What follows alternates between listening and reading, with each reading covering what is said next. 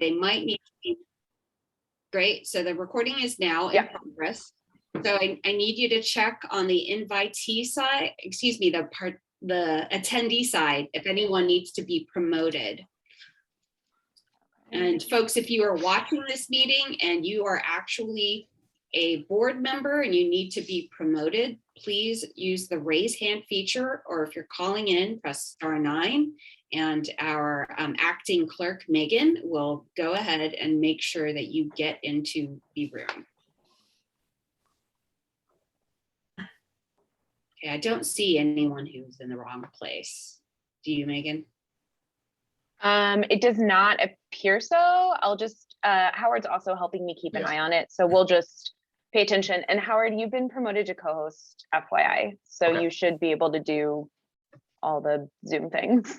Great. So one part of Megan and one part of Howard equals one Adrian. And when you speak to him, please let him know how grateful we are for all of the work that he does, and we hope he's feeling better. So with that said, it is 5:06 p.m. for your records, Madam Clerk, and I'm calling to order this meeting of East Bay Community Energy, our regular Board of Directors meeting for today, Wednesday, November 17th, 2021. And I'm just going to state for the record that this meeting is being conducted by teleconference pursuant to the newly enacted Assembly Bill 361, and the agency was previously complying with Brown Act orders issued by the governor, which were aimed at containing the novel coronavirus, but those expired on September 30th. And the new bill gives local agencies the authority to continue to host virtual meetings until January 1st, 2024, so long as California is under a governor declared state of emergency, and so long as we can make certain findings, which we are going to actually address in our first item, which is item 3. However, I had told Adrian this, but as he is sick, I had asked for this item 3 to be put onto consent, since we've already addressed it once. It's non-controversial, but since it is not on consent, I will check with our clerk to see if anyone has submitted electronic comment on our AB 361 findings. Nor any speaker cards, correct, Megan? Yeah, that's correct. Okay, we do have one hand raised for this item. I will provide 1 minute for the public to address this item. So if you will unmute Blair Beekman and give them 1 minute, please.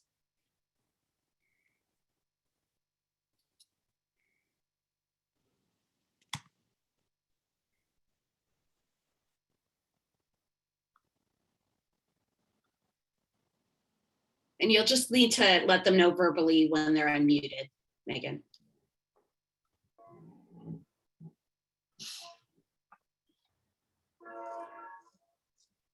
Megan, you are muted, just FYI.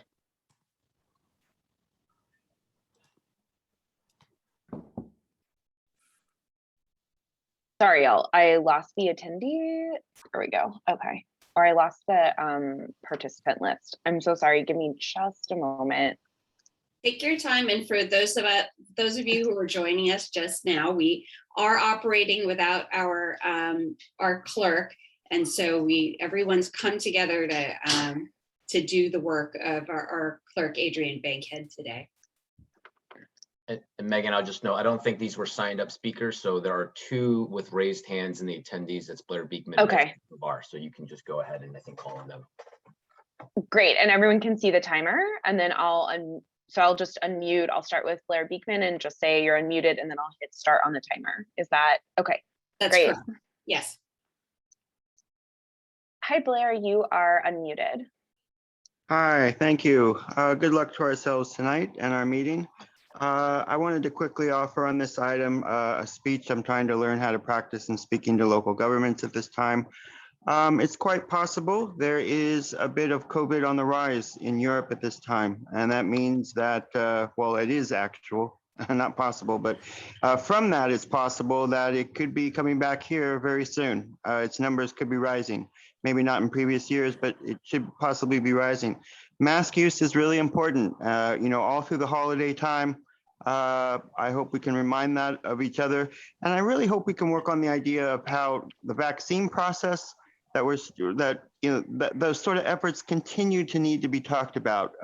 What is the vaccine process? How to understand its possibilities, what it's about, our lifestyle choices from it to make that more comfortable for ourselves. It's important to learn how to do that. And the open public policies with technology ideas can really help the process for ourselves a lot. Thank you.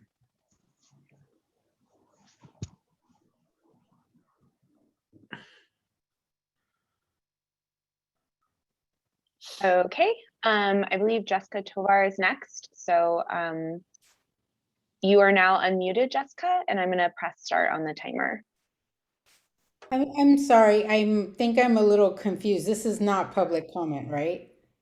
This is public comment for the AB 361 finding for continued remote meetings. Oh, wait for open public comment. I apologize. Thank you. Oh, no problem, Jessica. We're a little discombobulated on this side. And my apologies to our acting clerk. I am remiss that I missed having you conduct our roll call. So if you could please go ahead and do that at this time. Okay, great. And I'll note, I just got a note from our director from the city of Oakland. They're hearing a matter that is pertinent to the matter of Oakland, to the city of Oakland at Stop Waste. So he will be coming in a bit late. Actually, I just got here. Ah, you did it. Yes. Thanks. Great. Okay, I'm going to call the jurisdiction, and then if you could use, I guess you say present, and also it wouldn't hurt to like raise your Zoom hand just so I can make visual contact. I would appreciate that. So thanks y'all. City of Albany. Present.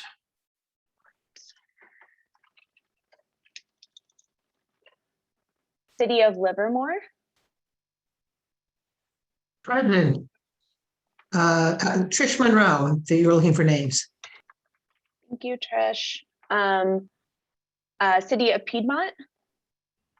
Hannah McCarthy, Piedmont. Great, thank you.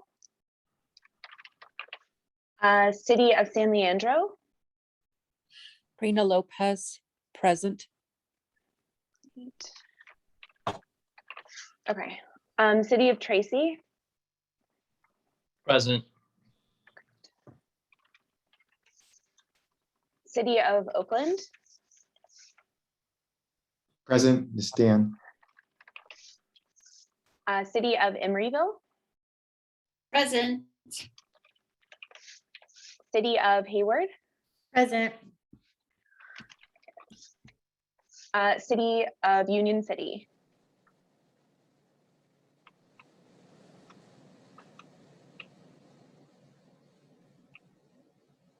Okay. Thank you, Director Patino. City of Berkeley. Here, Kate Harrison. City of Pleasanton. Here, Kathy Narron. City of Fremont. Teresa Cox, here.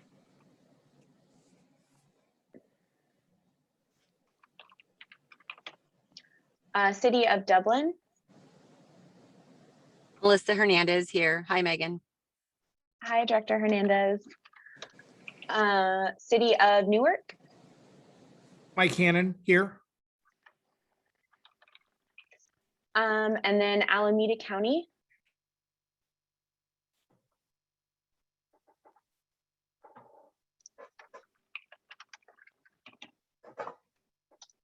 And I'm not sure if I'm supposed to say this, but the CAC chair.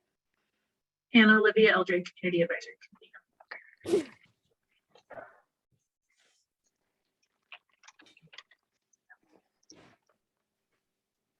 And that concludes roll call. Very good. Thank you, Megan. And I want to welcome Anna Olivia Eldred back to these meetings. It's good to have you.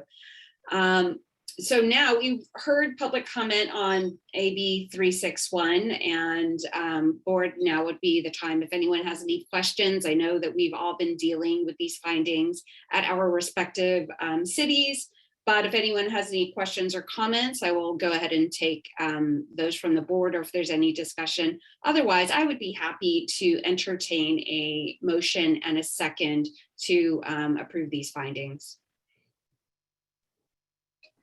Mike Hannon from the city of Newark, asking for approval of the resolution. Second. Okay, that was a lot of seconds. You want to wave your hand in the air if you're one of those people? I'll just pick one of you. We'll go with Member Harrison from Berkeley. So that was a motion. Chair, just to clarify, that was a motion to approve the findings. We do not have a resolution associated with this item. Will you accept that slight amendment? I apologize for that. Yes. Yes. So we've got a motion from the member from Newark and a second from the member from Berkeley. And Madam Clerk, when you're ready, please call the roll. And sorry, just to clarify, is this for the consent items 5, 6, and 7? No, this is for item 3. Item 3, okay. Mm-hmm. Got it. Okay, City of Albany, Yes. City of Livermore. Yes. I'm sorry, do you mind repeating that? It was a little garbled. I'm good. Virtual's good. Okay, City of Piedmont, Yes. City of San Leandro, Aye. City of Tracy, Yes. City of Oakland, Aye. City of Emeryville, Aye. City of Hayward, Aye. City of Union City,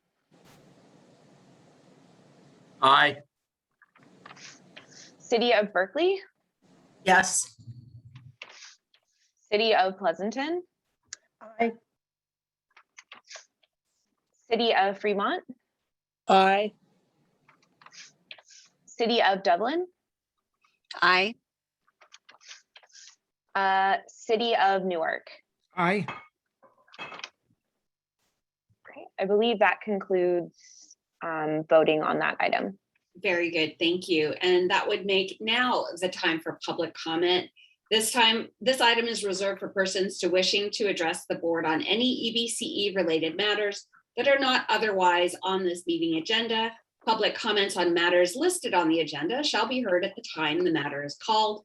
As with all public comment, members of the public who wish to address the board are customarily limited to 2 minutes per speaker and must complete an electronic speaker slip. The board chair may increase or decrease the time allotted to each speaker. And I'll check first with Megan to see if anyone has submitted electronic comment. People have, so my question is, 2 people have written as the item they want to address is just public comment, and then there are people that have specified items. Is this just the general public comment? This is the general public comment. So you may call, in order that they were received, you may call the folks who have submitted speaker cards for the general public comment, and then we will address anyone else who has a raised hand after that. Okay, the first person who submitted a card for public comment is Barbara Stebbins. Give me just one moment. Great, and it's 2 minutes right now for comment for the timer, Megan. Got it, okay.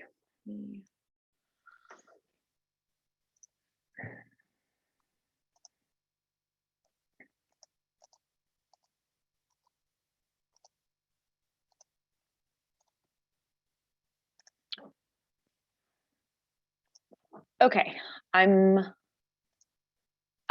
Barbara Stebbins, you've been unmuted and I'm about to, hold on, share the screen and start the timer, sorry. It's Barbara Stebbins. I have a comment from the California Alliance for Community Energy, but I was actually informed by Jessica Tovar that the item I'm commenting on is under item 8. So I will defer my comment till then if I can stick around. If not, I will send it to you in written form. Barbara, item 8 is under consent, so this would be an appropriate time to make those comments if you wish. Oh, great. Okay, I am speaking today with the California Alliance for Community Energy. We have been involved with the battle at the state level to keep local community solar, primarily rooftop solar, thriving and equitable.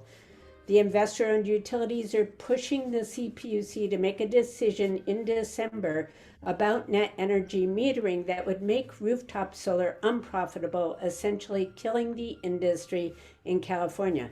We are asking all CCA boards to write letters to the PUC in opposition to any decision on net energy metering that would endanger the growth of rooftop solar in California. Such a decision would deny the benefits of local solar to low and middle income customers, eliminating the possibility of delivering energy equity to environmental justice communities, and imperil the state's ability to meet climate goals. While net energy metering may not be good for EBC's bottom line, local clean energy resources are good for our communities in ways that are way beyond this agency. They are essential for energy resilience. They extend the opportunity for energy affordability and control to those left out of most aspects of economic well-being. We're asking the EBCE board to write a letter to the CPUC commissioners in support of an equitable, economically viable NEM policy.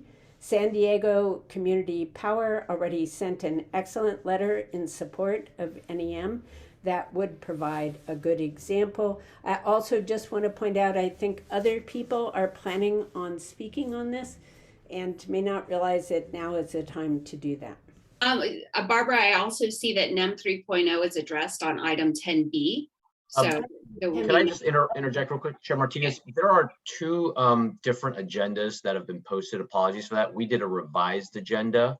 And so I do want to just make sure you have the revised agenda in front of you, because item 8 in the latest agenda is a CEO report and not a consent item agenda. We had removed 2 consent item agenda items. It's 6. Thanks for letting me make my comment. I couldn't stay around for item 10 anyway. Okay, very good. I don't think I'm looking at the most up-to-date agenda. And again, thank you everyone for hanging in there with us. We are down our staff clerk today. So if someone from staff could just email me the latest agenda, I want to make sure that I am I just forwarded it to you. We put that in the chat so we all have it. That would be great.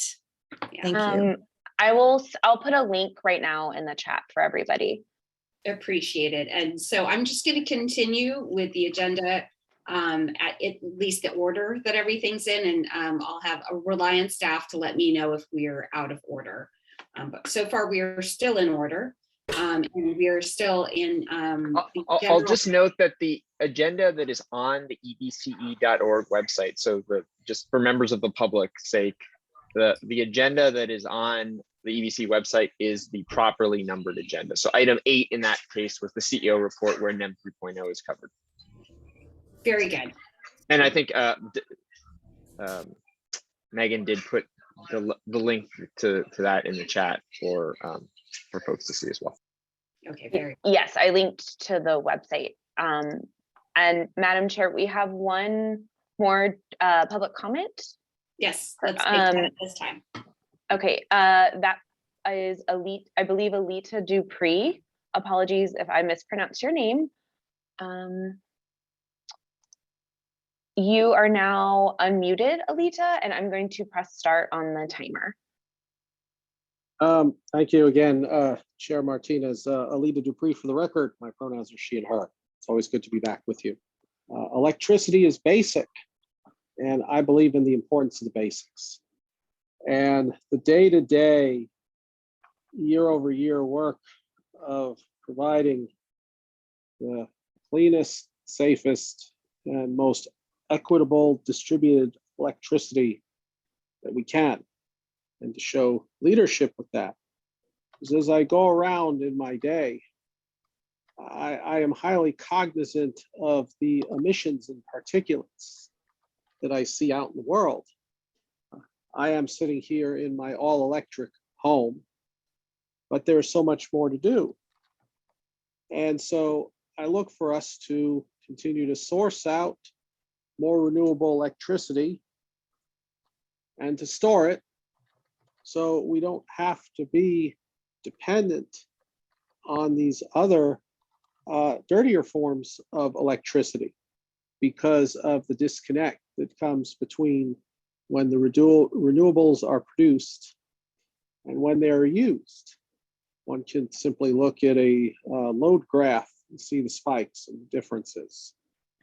Storage, of course, is essential, and there are sustainable ways, I believe, in storing electricity that are cognizant of full life cycle of these particular installations, because nothing happens in a vacuum and things change and problems can be solved over time. So I hope that we can continue the work of building a community where people can live better electrically. It's okay to buy more electricity as long as we can buy less fossil fuel energy. Thank you. Great, thank you, Speaker. Megan, does that conclude everyone we had lined up to speak? Yes, that's everyone who was listed as commenting specifically for public comment and not for a specific item. Okay, very good. That moves us to. No, this is Blair Beekman. I wanted to speak at public comment still, and I Oh. submitted 2 cards. My apologies. Blair, let me get you queued up. Sorry about that.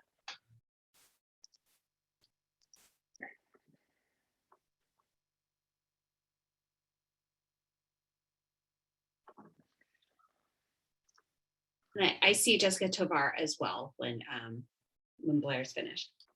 Okay.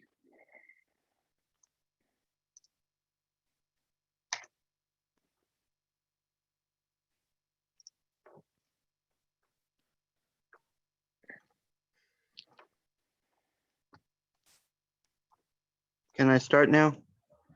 Yes, you can. Thank you. I guess it's fair to say we're all missing Adrian tonight. Good luck how we can work. I am not fully sure, but in some simple statistic reading of local East Bay community energy plans, the IPR plans of the next decade, I came to the conclusion there may be a large earthquake in the SF Bay area by 2023.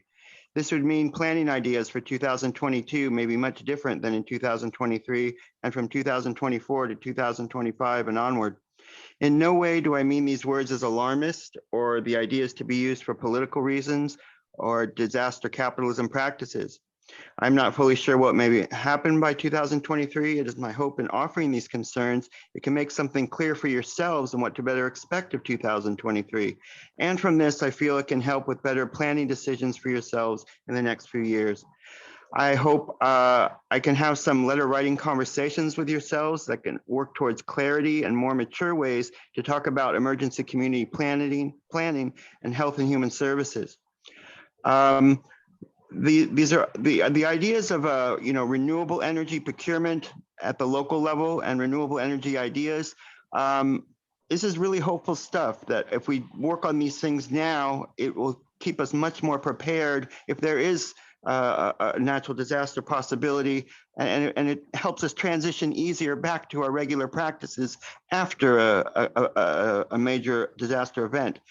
You know all of this.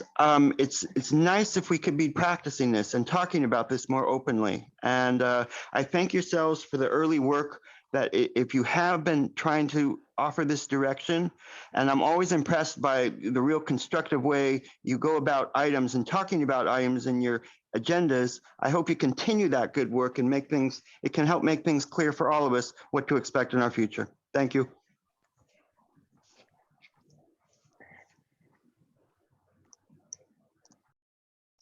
Okay, and then I believe Jessica Tovar had raised her hand, so I'm going to now unmute her and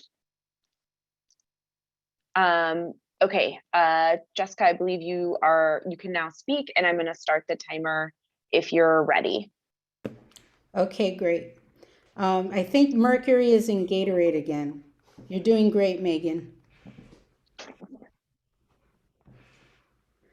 Okay, Jessica Tovar, East Bay Clean Power. I actually wanted to comment on community innovation grants. It was talked about last June to allocate 250,000 towards community innovation grants, which hasn't been done.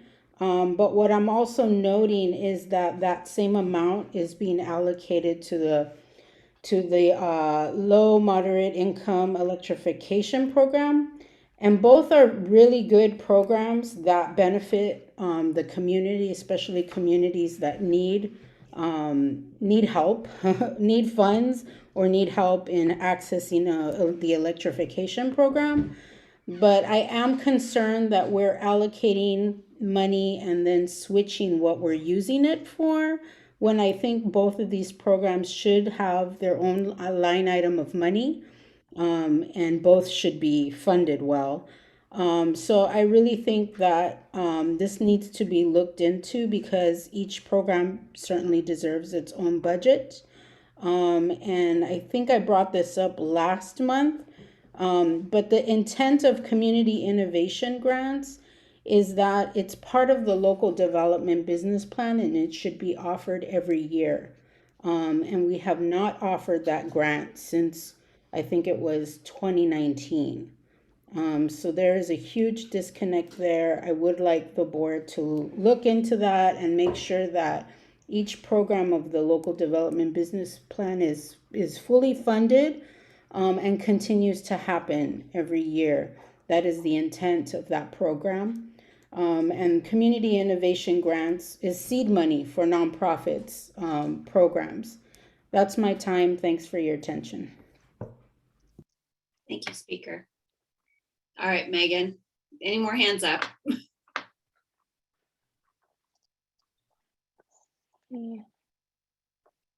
I don't see any more hands in the attendees window. Okay. All right, colleagues, that will move us to our consent agenda. And I have a note from staff that we're going to have to pull item 5 from the consent agenda because there are not prepared minutes connected with that part of the agenda. So what we're considering are the contracts entered into and the CAC's 2 at-large member appointments. Colleagues, are there any questions on the agenda or any discussion that you would like to have? Other Member Harrison. Yeah, I'm a little confused by Ms. Tovar's comment. Is she saying that funds in the contracts approved are going to something other than the community grants that we approved? Nick, I'm not following because I'm reading your report and I'm reading the contracts and I don't see this change. So I'm not certain what she's referring to. Nick, do you want to respond? Yeah. You know, the reference to there is a grant in the contract entered into to Cypress Mandela Training Center, which was one of the legacy. Can somebody mute Becky? I think was that you having an issue? That was a legacy grant from the $2 million of COVID relief grants that we had provided, and so it just has taken time for various grants to be completed. And so this is one of the remaining grants that we have. Is there anywhere in the agenda tonight we're talking about an allocation of funds to Block Power? Yes. Where is that? What item is that? That is item 11. 11. Okay, I will come back. And so, and yeah, yep. Great. No, go ahead. Go ahead, Mr. Chassett. I'm sorry. No, that's it. Well, let's speak to item 11 when we get there. Okay, thank you. Very good. Colleagues, any other questions on the consent agenda regarding contracts entered into or our 2 new CAC members as proposed? All right, if there are no questions or discussion, I'd be happy to entertain a motion and a second on the consent agenda. I'm happy to move the consent agenda minus the minutes. Thank you. I'll second. Okay, we have a motion from member Kalb in Oakland. And was that second Pleasanton?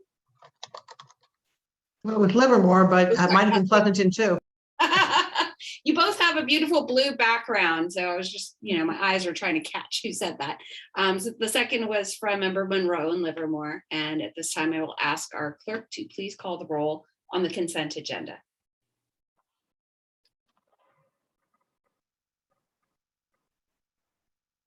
Okay. City of Albany, Yes. City of Livermore, Yes. City of Piedmont, Yes. City of San Leandro, Aye. City of Tracy, Yes. City of Oakland, Aye. City of Emeryville, Aye. City of Hayward, Aye. City of Union City, Aye. City of Berkeley, Yes. City of Pleasanton, Aye. City of Fremont, Aye. City of Dublin, Aye. and City of Newark. Aye. Okay, and just confirming we do not have a representative for Alameda County, correct? Don't see them. That concludes voting on this item. Okay, thank you, Megan. All right, that will bring us to the real item 8, the CEO report. And for this, we have only one Nick Chassett in the room. Earlier we had several, but I will turn this over to the real Nick Chassett.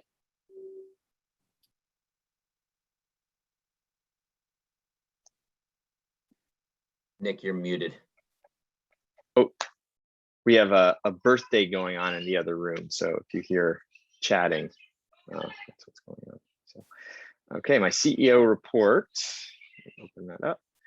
And so we did not have an executive committee meeting this past month. We canceled that. We did have a finance administration and procurement subcommittee meeting. And in that meeting, which was held last week, we covered some of the updates that we're seeing to the 2022 power charging difference adjustment for 2022 and 2023, as well as some of the approaches we're taking to integrating the PCIA into our energy risk management activities.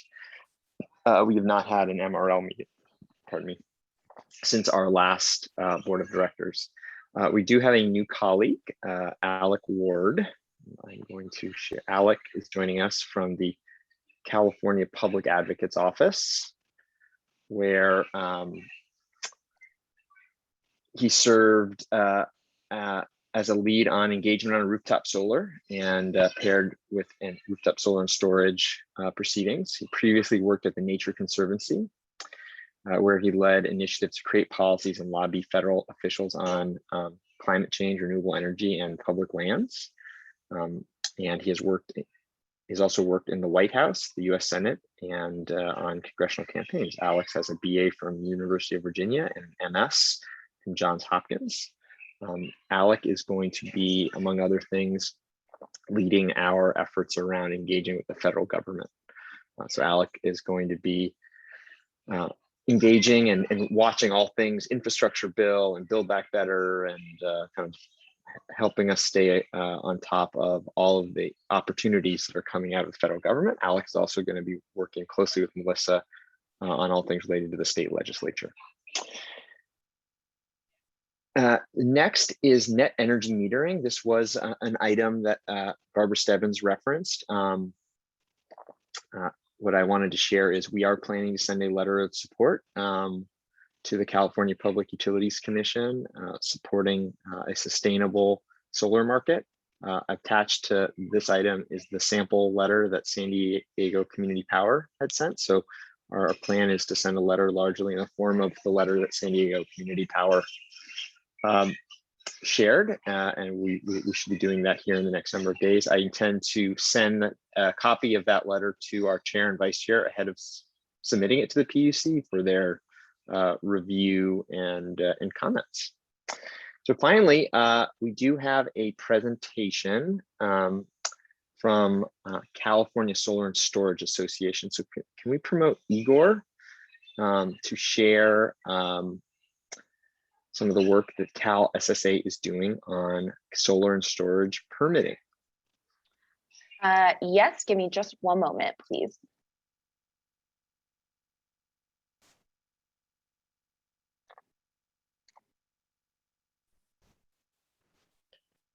Hello. Let's see. Okay, Igor, you should be a panelist now, and you should be able to talk. Great. Hi, everyone. It's great to see you all. And it's great to be to join you on the other side of this Zoom to talk to you about Solar App, the free automated solar plus storage permitting solution. Next slide, please. The Solar App is a collaborative effort. It was developed by the National Renewable Energy Lab under the auspices of the Department of Energy. So it was developed in the public interest, which means that it is free for local jurisdictions to adopt. And it is supported by a very nominal, right now, $25 administrative fee paid for by installers of solar and storage. And that fee is only expected to go down. The idea behind this is to make it easier for local jurisdictions like each of yours that you represent to quickly and safely approve standardized rooftop projects for installation. Next slide, please. Here's what Solar App does. It uses, instead of a 1 or 3 line diagram, which is the typical plan set that is submitted to a building department, it uses a series of yes or no questions and ranges to automate compliance checks for what I'm going to be calling cookie cutter projects. And we will see what those cookie cutter projects are in the next slide. But the idea is, this sounds very simplistic, I recognize, but undergirding the many sets of yes or no questions, which still take much less time to complete than doing line diagrams, and then for inspectors to have to go through those line diagrams.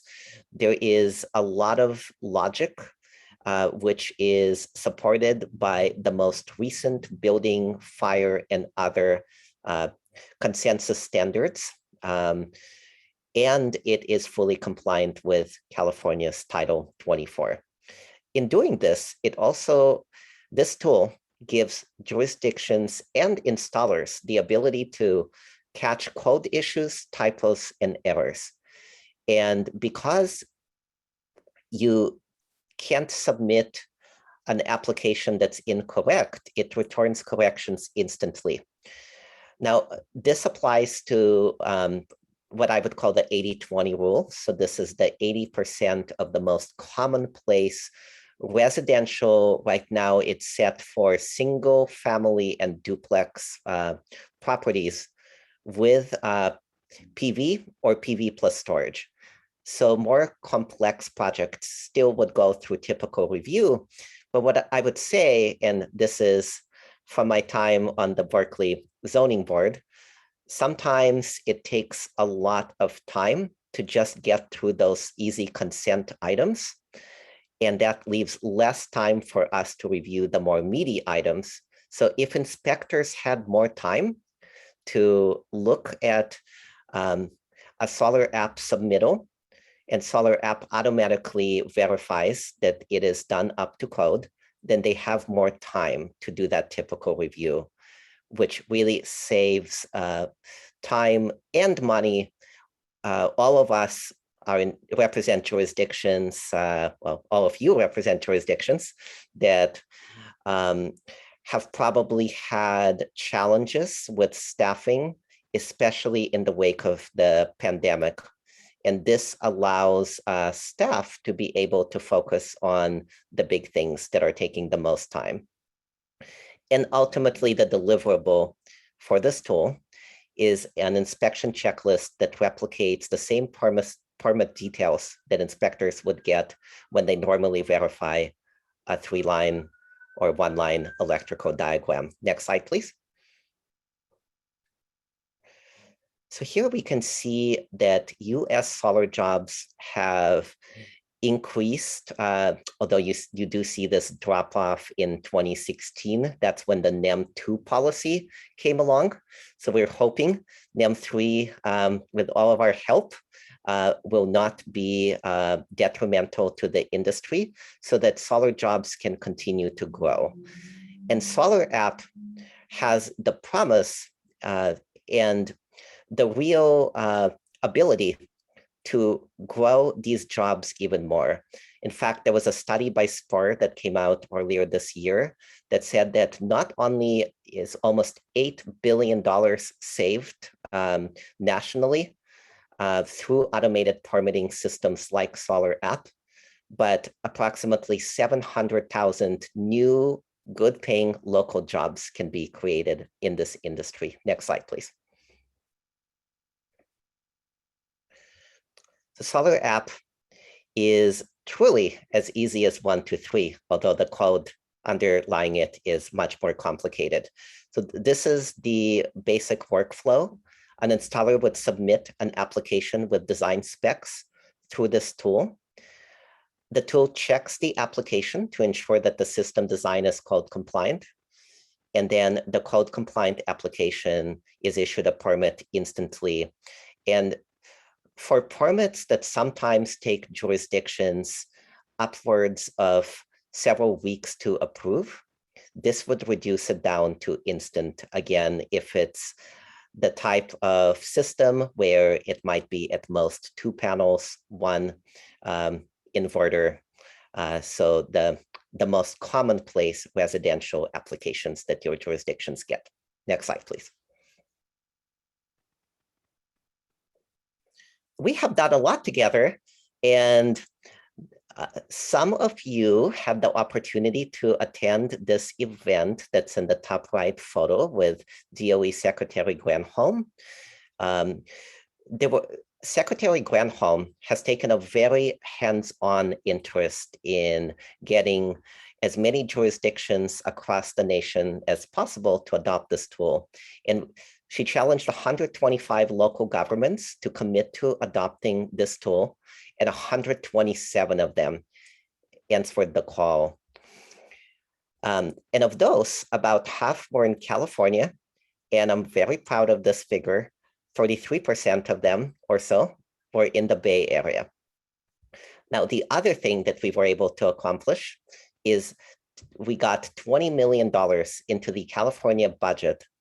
And I already mentioned that Solar App is free for jurisdictions to adopt, but of course there are soft costs or indirect costs associated with getting staff members up to speed.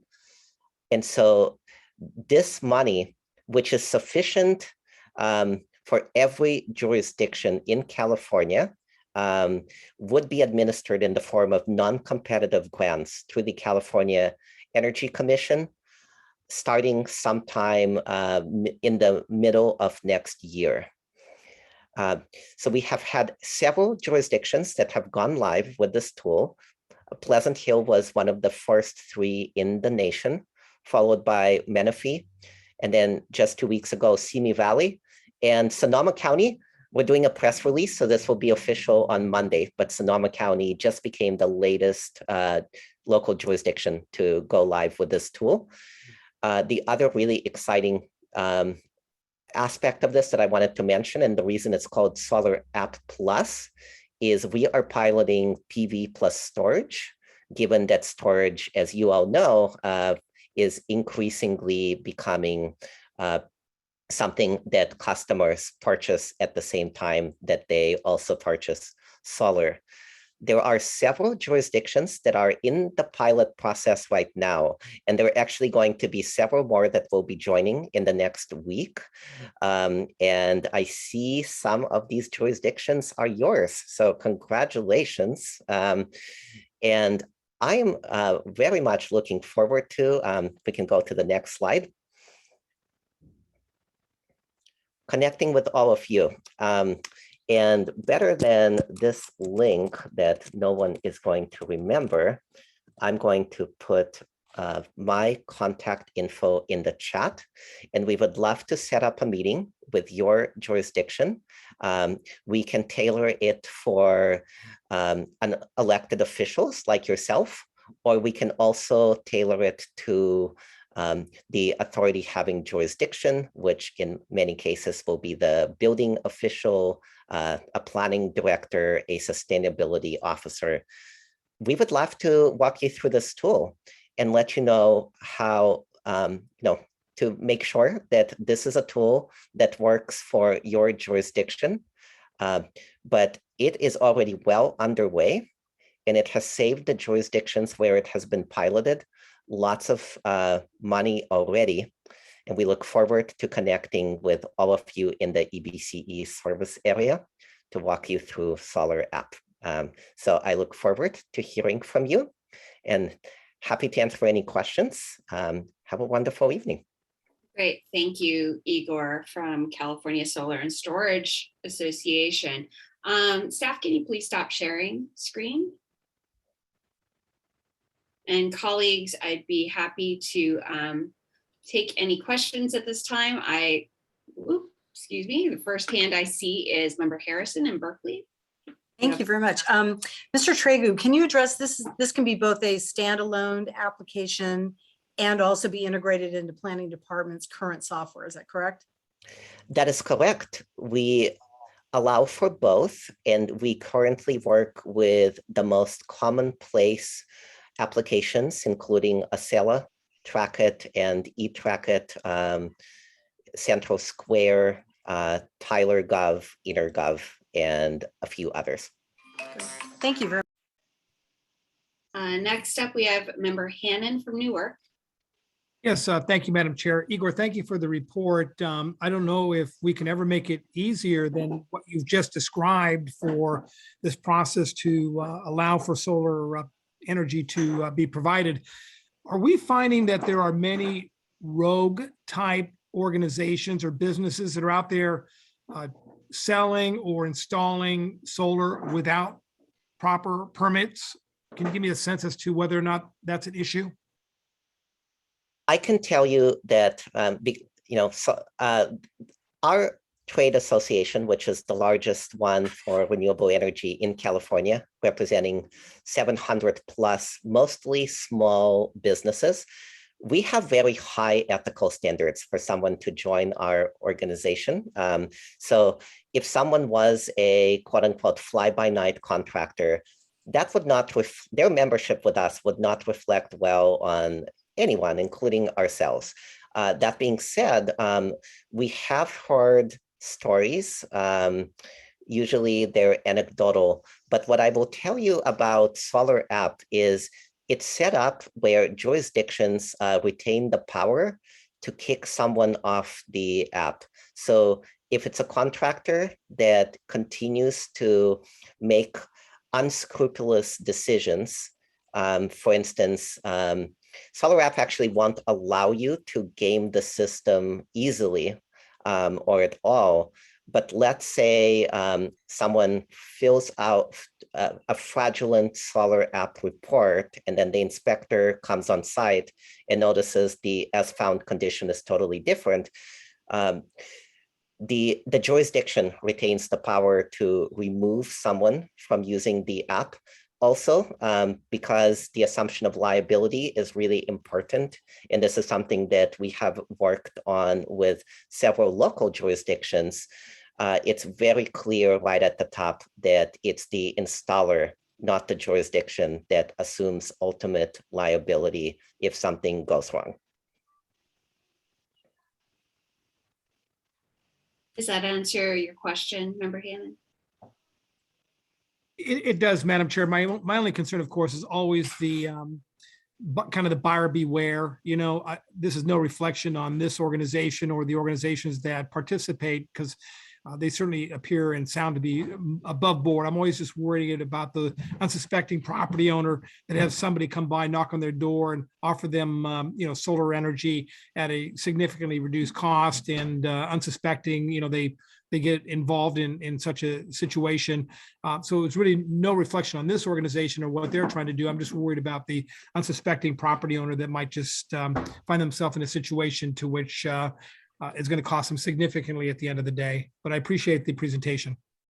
And that's a really good point. And just to address it briefly, we as an association have safeguards that we have developed on something like that happening. Now we cannot control what non-members do, but we have a number of resources on our website. I will put that in the chat, where folks can just go in and look for a list of reputable contractors, and happy to talk to you more offline if you have additional questions on that.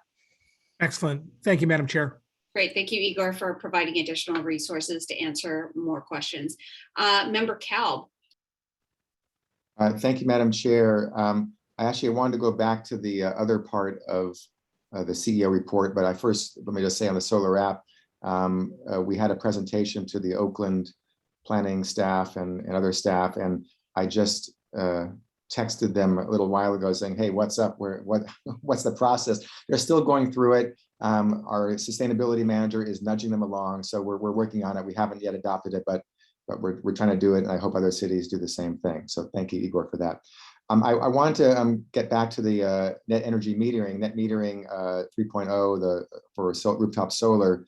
I'd like to recommend that we have a special EBC board meeting on December 3rd. That's a Friday at 1:30. That would immediately follow the already regularly scheduled executive committee meeting, where we could adopt a resolution as a board, in addition to the letter that Nick will send, adopt a resolution as a board to the PUC commissioners on this matter. No reason for us to wait 2 weeks later when we have our next board meeting, if we could do it a little earlier.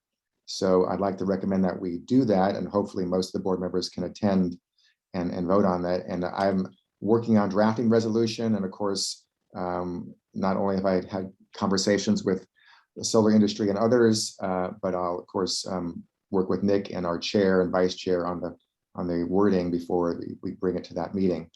But Madam Chair, is it appropriate to do a scheduling motion now, or should that wait till the end of the meeting? I would just check in with council. Could we go ahead and take a vote, or by acclamation schedule something for a date certain? Inder, are you there? Yes, Madam Chair. Just as a clarifying question, would this be direction to staff? I'm trying to understand what exactly is being scheduled. A special meeting to address a resolution on NEM 3.0. Is that correct? Yes.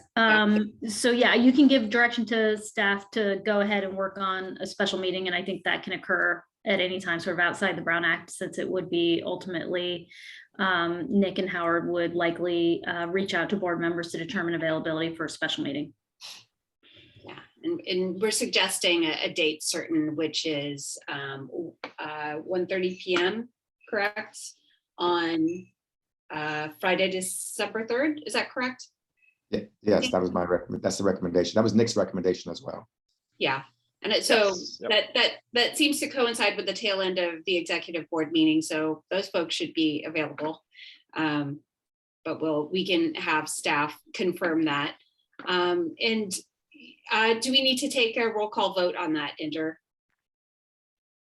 Well, I think you could bundle this either as a separate motion now, or with your motion on that's before, that will be before you here. I think you could bundle it all together, or you could do it separately, just to assess that board members would be available on that date, and to give clear direction to staff to go ahead and schedule it. Yeah, I think the CEO report is generally an information item, so I think that's the. Oh, that's right. Yeah, we need, so would we need to do a roll call vote is the question, or is direction by acclamation kind of Well, appropriate? I was Inder, thinking of this you more had in- indicated, more as direction to staff and less as an action Right. item, since this is agendized as informational. So I think it would maybe just the, a general nodding of heads would be fine here, and a roll call vote Okay, doesn't seem necessary. Nick, did you want to comment? oh, no, I think Inder covered it. Okay, very good. So without objection, colleagues, that's how we'll do it. Staff will work with Member Kalb to get a special meeting on our calendar, aiming for 1:30 on December 3rd to address a resolution for NEM 3.0. And I will say, with Member Kalb's experience and his willingness to dive into this issue, I don't think there's anyone better on this board to do a draft resolution on this. And I thank him for his diligence. And I do see your hand raised, Anna Olivia, so I see the floor to you. It's not on this item. I had my hand raised for comment, so, but you do this if you, or should I just go into comment? It's not on the special meeting. It's not on the special, okay, go ahead. Yeah, we're on the CEO report. Is it on the CEO report? Yes, it is. Okay, go ahead. So thank you, Igor. It's really cool to see this. It's a really exciting development. I'm also really happy to hear you talk about the employment portion of the solar industry, which now employs more people than the investor-owned utilities do in electricity in the state of California, which was really cool. So Anne is enjoying stronger and growing unionization rates, which is now equaled out to the rest of the country, which has been an issue in the past, but is getting better. And this employment in our communities is another reason to have a strong NEM policy in place. I was going to request that on this issue in Nick's report, the sample letter is not actually linked on the website. It's not provided in, I think that it's just an issue with how the PDF was uploaded, because the place that you would normally click to see the sample letter isn't there. So I'm sure that can be addressed, but I was hoping you could just run real quick through what, in support of sustainable NEM policy, what that looks like, just to give us an idea of the direction of that, since the letter isn't there for us to check. And thank you for being proactive on that step. It's really important.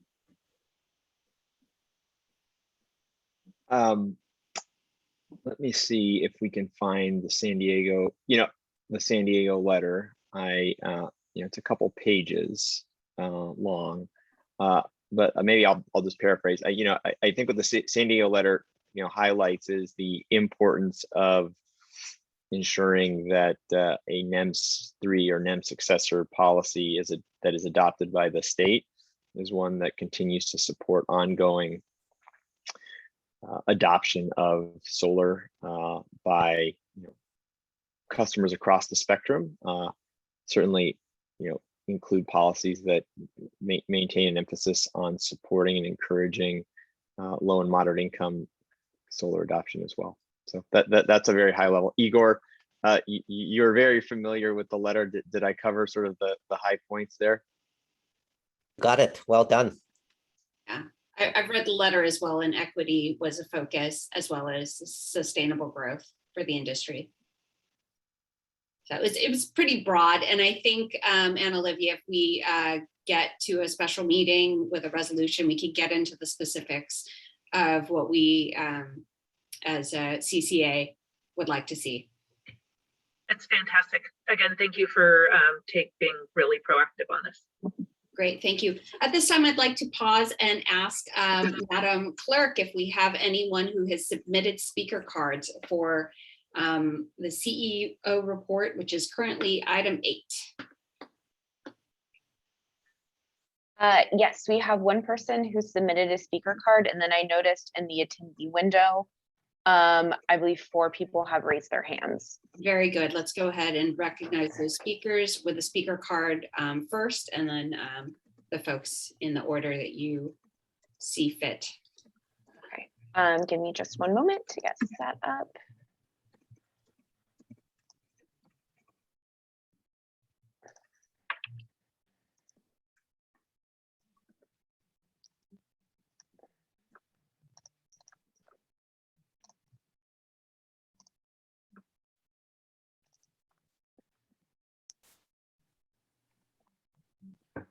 Okay, and the person that signed up on the speaker card, I believe their name is, sorry, Jada. So Jada, I'm going to unmute you, and then when you're ready, just let me know and then I'll start the timer. Okay, I believe Thanks. you're unmuted. Yes, thanks, Megan. Hi, everyone. This is Jada Durmaz-Dogan with the Local Clean Energy Alliance. Thanks, Igor, for the informative presentation. And my comment will be about net energy metering. As Barbara mentioned earlier, local rooftop solar plays an essential role in democratization and decentralization of our energy system. And having a tariff program such as net energy metering is important to encourage local on-site solar in all the communities and especially in low-income communities. So we support EBC's action to submit a letter to CPUC in support of rooftop solar, but I agree with Anne Olivia that it would be good to have access to it. Also, I support Dan Kelp's proposal, and we urge the EBC board to adopt a resolution that will encourage the expansion of rooftop solar and local clean energy jobs in California. Thank you.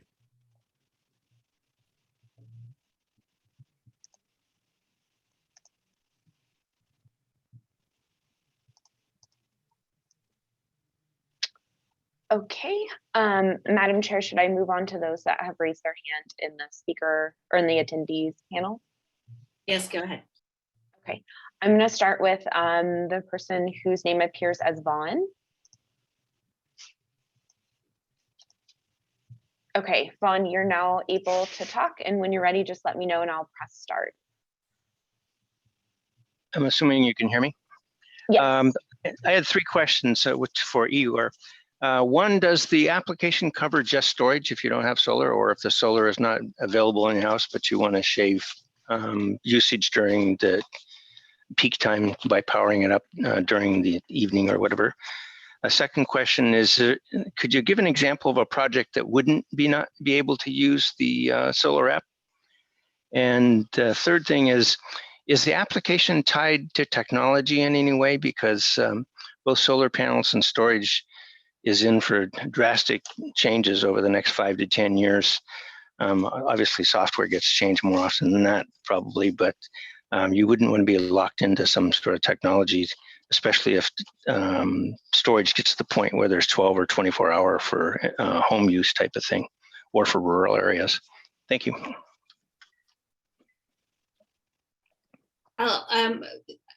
Igor, hold your answers to those questions until the end of public comment, and I'll give you an opportunity at the end.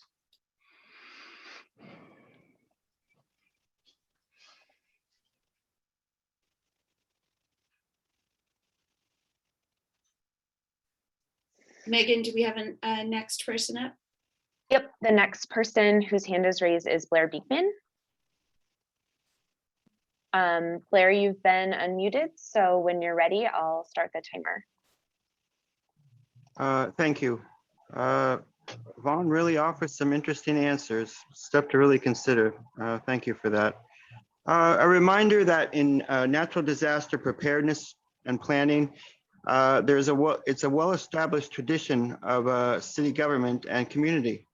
And it can help better develop ideas of reimagine equity, green sustainability, health and human services, and community public services that we're all considering at this time. That could be a good formula to use, and how to develop health and human services ideas for ourselves at this time.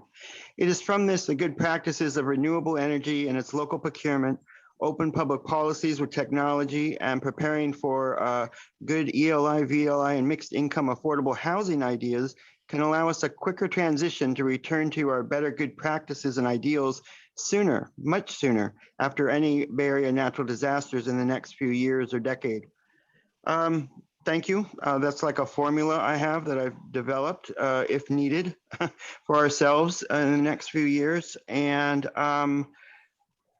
the work that we're doing towards solar has been pretty awesome, I think, and really hopeful. And I just wanted to remind yourselves of that at this time. And what we can do with renewables at this time is really hopeful. And we've adjusted IPR reports from the past few years that can be much more up to date. And I think that are wanting to address, AB 1139, and that was taken down with the good work and efforts that I think we're doing to, move on and move forward. So thanks for all your work on solar ideas, and what we can really accomplish for our future is idealistic. And it's that idealistic then can really pull us through difficult times and become our regular good practices. Thank you.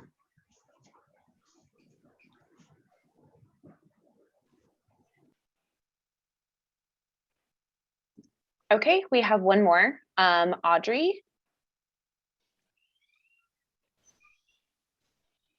You're unmuted and I'm starting the timer. Okay.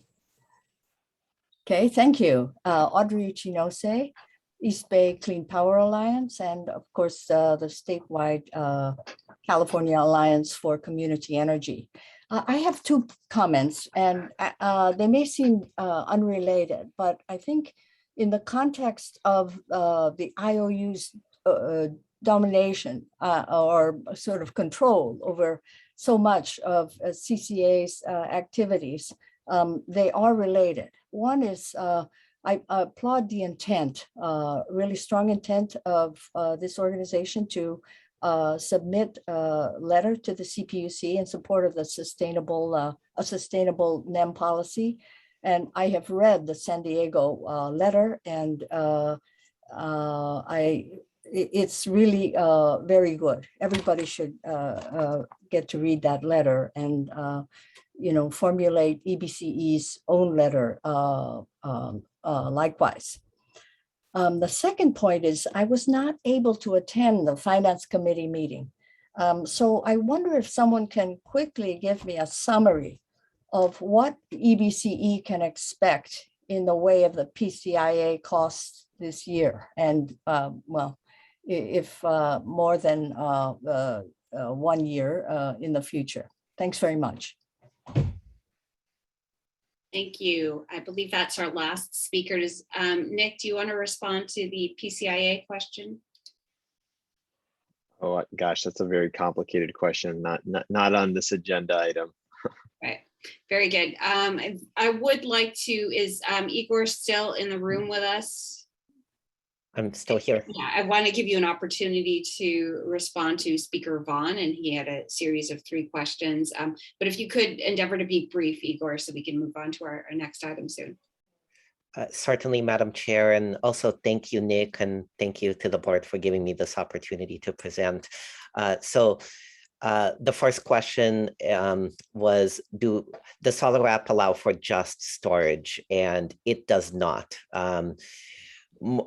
More and more, we're finding that PV customers go to get, when they purchase a PV system, at that same time, they're also investing in storage, which is another reason that kind of a counter argument to what will hopefully be our or EBCE's NEM 3 position is like, batteries will not save us. If the industry dies out, if the behind the meter industry dies out from a bad CPUC decision, then there will be no solar and there would be no storage available, at least with local solutions.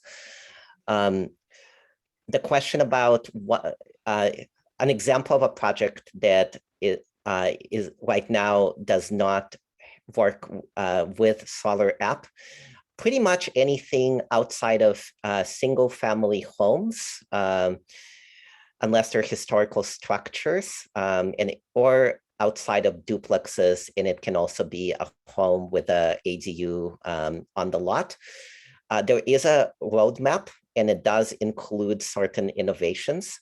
And so My personal hope and dream is that eventually we can get to multifamily, but it will take, eventually we will get to EV charging technology that can be done through solar app. So those things are on our roadmap, and we are continuing to innovate on those. But mostly the National Renewable Energy Lab, along with our member companies that are helping develop the tool.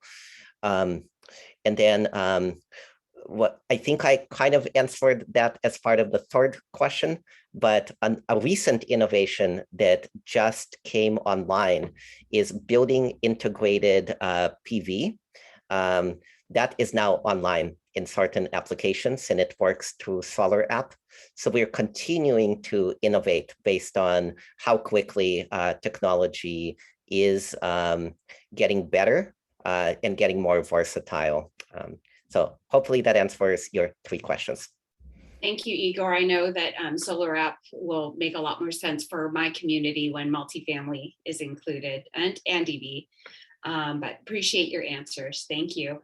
Ladies and gentlemen, we are going to go ahead and move on to item 10, which is a review of our energy prepaid transaction. It's an information item that has 2 attachments on our agenda. And I will cede the floor to staff for a presentation. I'm happy to present. Anna Olivia Eldridge has her hand raised, and we skipped over item number 9, so I didn't know if that was intentional or just That was not intentional, and it is my apology. And I'm just all over the place tonight. Apologies, Anna Olivia. We have not done the Community Advisory Committee report. To which I cede the floor to Anna Olivia Eldred. Thank you, Chair. And you have more than one agenda that you're trying to work with, so it's just fine. Well, greetings, everyone. It is good to be back, especially seeing so many new faces. So folks who are new or I haven't met before, I have been with EBCE since before we launched. I was the founding chair of the Community Advisory Committee and have stepped back into the role as we welcome and orient our new expanded Community Advisory Committee. So thank you for appointing those people and giving us 2 new members today. It's really exciting. The most substantive request that came out of the CAC meeting was a unanimous motion to do what just happened, asking the board to agendize NEM 3.0 and to both take a strong position and also concrete action in support of preserving this important tool for our community. Several of our members have been hearing quite a lot from the constituencies that they represent, so we are glad that the board is taking this as seriously as our community is feeling it. There was also additional discussion of ongoing funding for the local innovation grants and the relative position of EBCE's emissions regarding the power content labels. And personally, I just want to say thank you to Nick Chassett for his vote last week at CC Power and for advocating for some kind of policy that preserves both labor and EJ issues. And that is all. We look forward to welcoming our members at the next meeting. Great, thank you, folks. Are there any questions for the chair of our Community Advisory Committee? Okay, seeing none, this is an information item, and now we can go ahead and move on to item 10. So Howard, do you get taking this one? Yes, I am. And I'll just. Oh, apologies, Madam Chair. Blair Beekman raised his hand. Yeah, Blair, we are not taking public comment on the CAC report. It is an information item on which we are not deliberating. So if you wish to comment on item 10, just hold tight to your seat and we'll get to you. Great. And I have shared screen here for item number 10. Item number 10 is an informational item on the prepay energy transaction. I will try to keep this brief because I know we have a few additional action items following this. As the board is well aware, we have presented this concept of an energy prepay transaction a number of times over the course of the last year. And in the July board meeting, the board voted to approve moving forward with energy prepaid transaction. At that time, it was authorization to do so, and we had to monitor the markets and see if rates were optimal to be able to execute on such a transaction. I'm very pleased to announce that we have been able to execute on that transaction in the September timeframe. And as noted in that item, we wanted to bring this back and just summarize the results of that and share how that sort of turned out. So a few key details there. As a reminder, this was a joint energy prepaid transaction with Silicon Valley Clean Energy, and we utilized Morgan Stanley as the bond underwriter and the energy prepaid supplier. The transaction closed on September 23rd. While we would have presented this in October, the October meeting was a fairly full agenda, so we just pushed this out since it was informational. The overall sizing of the transaction ended up just a little shy of $1.5 billion in total bond proceeds. A very large number, excited by that, and the appetite there was in the market for such a bond. The principal amount was about $1.2 billion. The difference there really is just associated with what is typical in a bond pricing process, where there's typically a little bit of a premium on there. So really the proceeds number is what is critical there. Those were the dollars that were raised. It did receive a municipal bond rating of A1, and it was green bond certified. And in terms of volumes related to this transaction, EBCE is taking approximately 54% of the power that flows through the transaction and the sort of associated discount with that, and Silicon Valley is taking 46%. And that equates, at least for the first 10 years, with EBCE taking 59 megawatts worth around the clock and Silicon Valley taking 50 megawatts around the clock. That proportion will be maintained over the 30-year life of this transaction, but the actual volumes, as we reset bonds every 7 to 10 years, are subject to change and expected to increase over the 30-year life. Some of the just real quick key dates. Again, this is a 30-year transaction. This first bond pricing is a 10-year term, so we will need to reprice in 10 years' time. And it will be determined then what the sort of optimal tenors will be for the bonds, but we anticipate it's probably somewhere in the 7 to 10 year timeframe. The bond issuance date was September 7th, and ultimately it closed on September 23rd. And the initial power will flow for this transaction starting January 1, 2022. So it has not yet started to flow yet, but in a little less than 2 months it will. And of course, as a 30-year transaction, if the ultimate maturity of the bonds will be February 1, 2052. I have listed out quite a number of parties here. We have brought most of these parties to the board in prior meetings for approval, so I will certainly not take the time to read through them all right now. But I'll just note, obviously EBCE and Silicon Valley jointly issued this. As I noted, we work with Morgan Stanley. Our municipal advisor was PFM, and then a whole number of various councils serving on the transaction itself. Just a couple more sections. One is there, of course, are quite a number of sort of action items and next steps with a transaction of this sort. So, some of the things that we listed out just as examples are we will be seeking an arbitrage rebate agent, which is necessary from a tax perspective to ensure that the rates of returns are compliant. We have some ongoing continued disclosure training that we need to do to ensure if there are any material changes to EBCE or CCCFA that we will properly disclose that information since there are bonds issued here. And then, of course, we will continually work on future PPA assignments to cycle through this type of transaction. I think last but certainly not least, I think the most exciting news to share really is that through this transaction, EBC has secured over $2 million in annual savings in our energy costs. And that is locked in for the first 10-year period. Of course, beyond that is when we would do a bond repricing, that would get reset. But there is a minimum savings requirement that we have agreed to contractually, which is $2 per megawatt hour. We hope to be well above that, but it does at least set a floor there.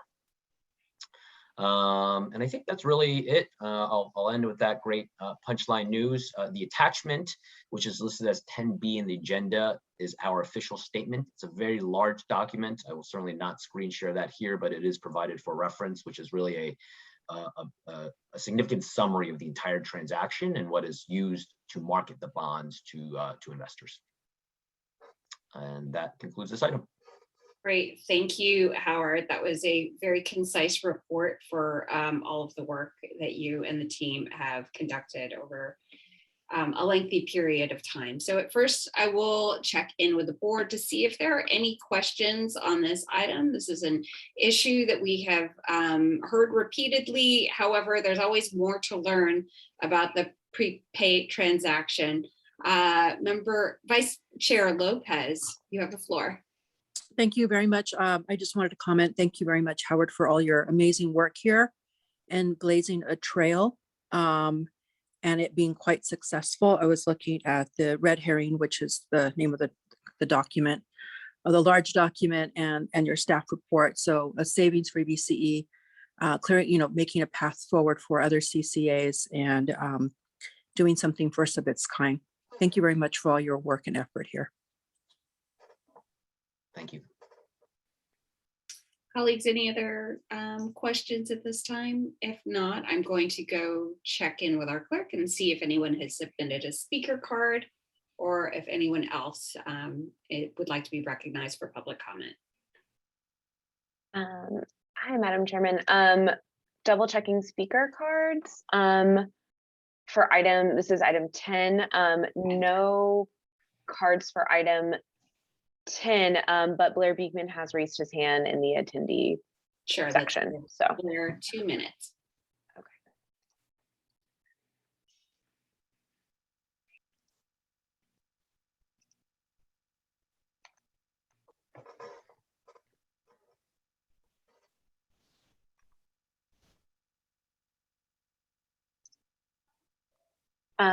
Okay, Blair, Yeah. you're unmuted.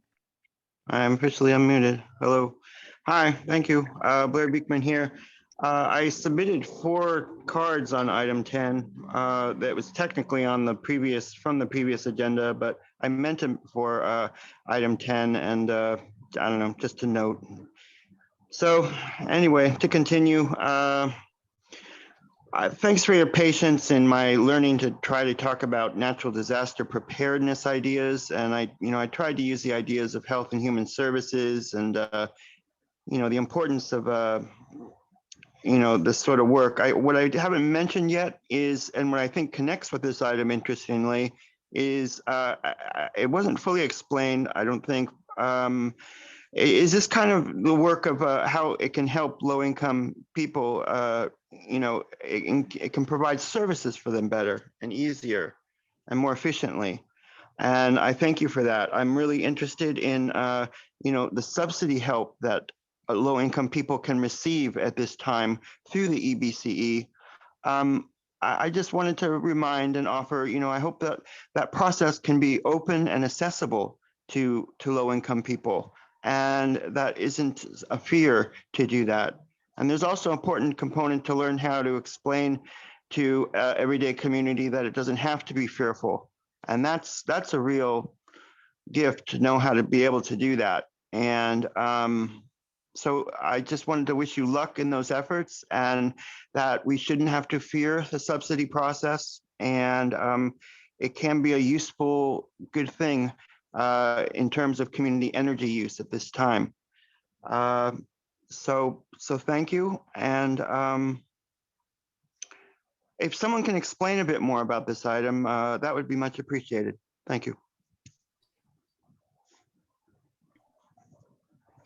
All right, seeing no other hands raised for public comment, I will just join in Vice Chair Lopez's gratitude for staff for all of the hard work on the energy prepaid transaction. And I've said it before, but I'll say it again, that I'm really happy to be on equal footing with the legacy IOUs in terms of, the procurement of natural gas, for instance, because these instruments are available to those industries. Why shouldn't they be available to renewable energy as well? So That will move us on to item 11. We are at the low and moderate income electrification program, and I will cede the floor to staff for the presentation.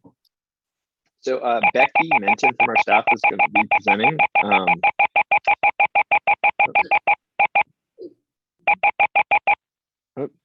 Yes, hello, I'm here. I No, wasn't so sure if you were. before we, before we present, I'm sorry, I just had a buzzing there going. I did just want to kind of give a little bit of further context before Becky presents this item. So this item is in direct response to actions this board took in June when the board increased our local development budget by $250,000 and directed staff to go forth and identify and develop opportunities to deploy those $250,000 to support low and moderate income electrification. So I just wanted to contextualize this item, and I'll give it to Becky to go from there. Yeah, Becky, I think we've got a technological issue on your end. Do you have more than one device, or that's got sound working? Yeah, but Becky, no. No, so I'm only joining audio by my phone. So I've been muting on my phone when I'm unmuted on the I think your panel phone until I'm ready is, to speak. what we may need you to do is to get off the Zoom video and just present by phone. I think there's something about the two that are interacting and It might be causing your feedback. cellular service like affecting something with your Zoom, because there's an interaction with the audio there. Okay, let me try briefly just hanging up and joining by computer audio. And if that doesn't work, I can call back in, and I apologize for the issues here. Yeah.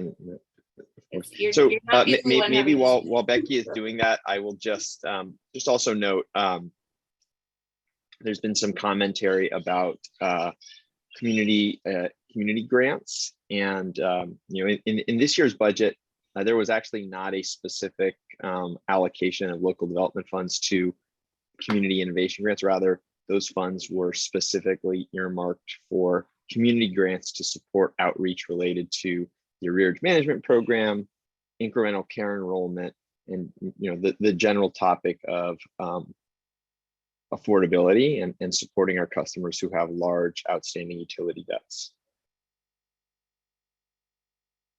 Okay, Becky, are you Yeah, so hopefully this ready to go? Getting weird feedback noise or anything. Okay, great. No, it's great. We're ready to go. Thank you. It's wonderful to be here this evening with you all. I'm very excited to present on this item. I'll be sharing the stage with a few members of the Block Power team. But to start off, Madam Acting Clerk, if you would not mind scrolling us down to the beginning of the presentation, that should be attached at the bottom of the board memo. While we're getting there, the item that I'm here to talk to you about is a proposed program to serve the low to moderate income customers within EBCE's service area, with a program designed to provide energy efficiency and electrification upgrades to their homes. So we can move on from there.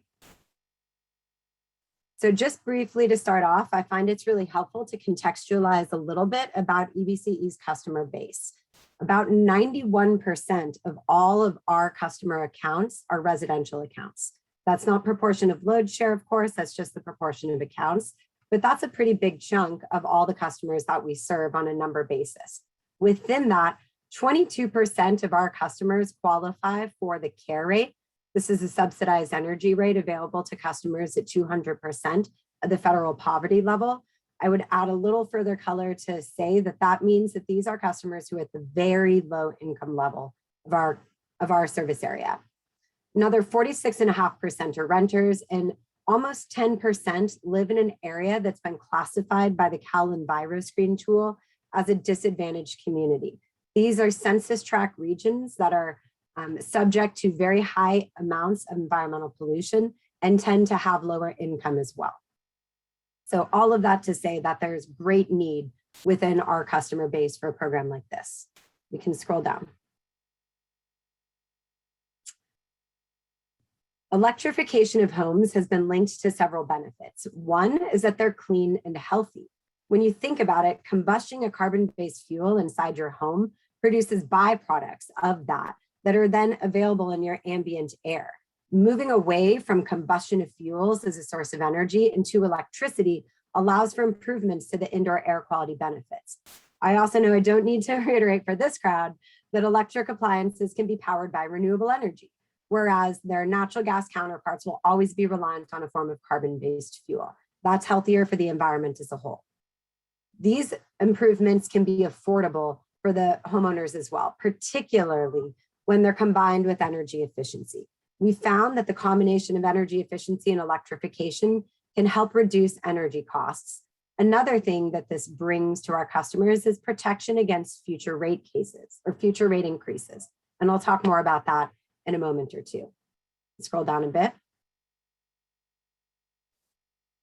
One of the things that we have seen about programs that have typically served customers in California is that there's been a reliance on incentive programs or rebate programs. What this means is that a customer needs to make an upfront investment and then receives a reduction on the cost of that upfront investment through the form of a rebate or incentive. We have seen over time that this has not served our lower and moderate income customers well. Even in the case of $5,000 to $6,000 rebates, which can be very generous, when you're dealing with the $12,000 to $35,000 project cost, that still leaves the customer needing to cover $10,000 to $20,000, maybe more in some cases, in order to participate in the program. As we've seen in the past with some programs, just by the virtue of providing the subsidy in the form of a rebate, some customers have been excluded from participating. I think this is very on topic these days because of the revisions that are proposed to the NEM rate. We know that many customers who were able to take advantage of solar panels early on were customers who had more cash on hand. What we're trying to avoid is reiterating that mistake or repeating that mistake with the electrification movement. We're now trying to find programs that we can offer to electrify homes that are accessible to customers. What we found that means is that we really need to provide a no upfront cash solution so that folks can get in and participate without having to come up with $10,000 to $25,000. I mentioned I'd come back to the rate increase issue, and this impacts our frontline communities most of all. As in California, gas infrastructure costs are paid for in the gas rate, and electric infrastructure costs are paid for in the electric rate. What this means is that as more and more customers move towards fully electric homes and abandon the gas infrastructure, the pool of gas ratepayers left to cover the costs of those infrastructure expenditures will be smaller and smaller, and resulting in an increase in those gas rates. We want to make sure that those folks who are left holding the bag on the gas infrastructure bill are not left there because they did not have the choice or the option to electrify their home. We want to make sure that these programs can be available to help with that transition. Additionally, as I mentioned, about 10% of our customers are in disadvantaged communities. Opening your window to vent the gas from your gas stove might be an option unless you live in an area with a really high predominance of air pollution outside. We want to make sure that customers who live in those areas that are really impacted by air pollution can help take advantage of these electric buildings for the purposes of improving the health of their indoor air quality. And scroll down a little bit. So this is a brief reiteration of the proposal we're bringing tonight. We'll come back to this at the end of the presentation. Overall, what we're proposing is a $1.4 million investment in EBCE's frontline communities. $1 million will be brought forward in the form of junior debt to be available as project capital for these projects. Ultimately, our position in junior debt will allow Block Power, who's our partner on this, to reduce the customer interest rate that they offer, helping to make this a better value proposition to our customers. We know, however, that financing alone can't be a solution, particularly for some of the very low income customers. And therefore, we're also earmarking $400,000 to be available for incentives and rebates. These incentives are going to be designed to cover 80% of the energy costs for our low income customers, our care customers. Overall, the eligibility of this program spans from care eligibility up to 120% of area median income. The reason for this large spread is that even though we have a high predominance of very low income customers, we also know that moderate income customers who are very willing and interested in investing in their homes frequently also do not have liquidity on hand to make these kinds of investments.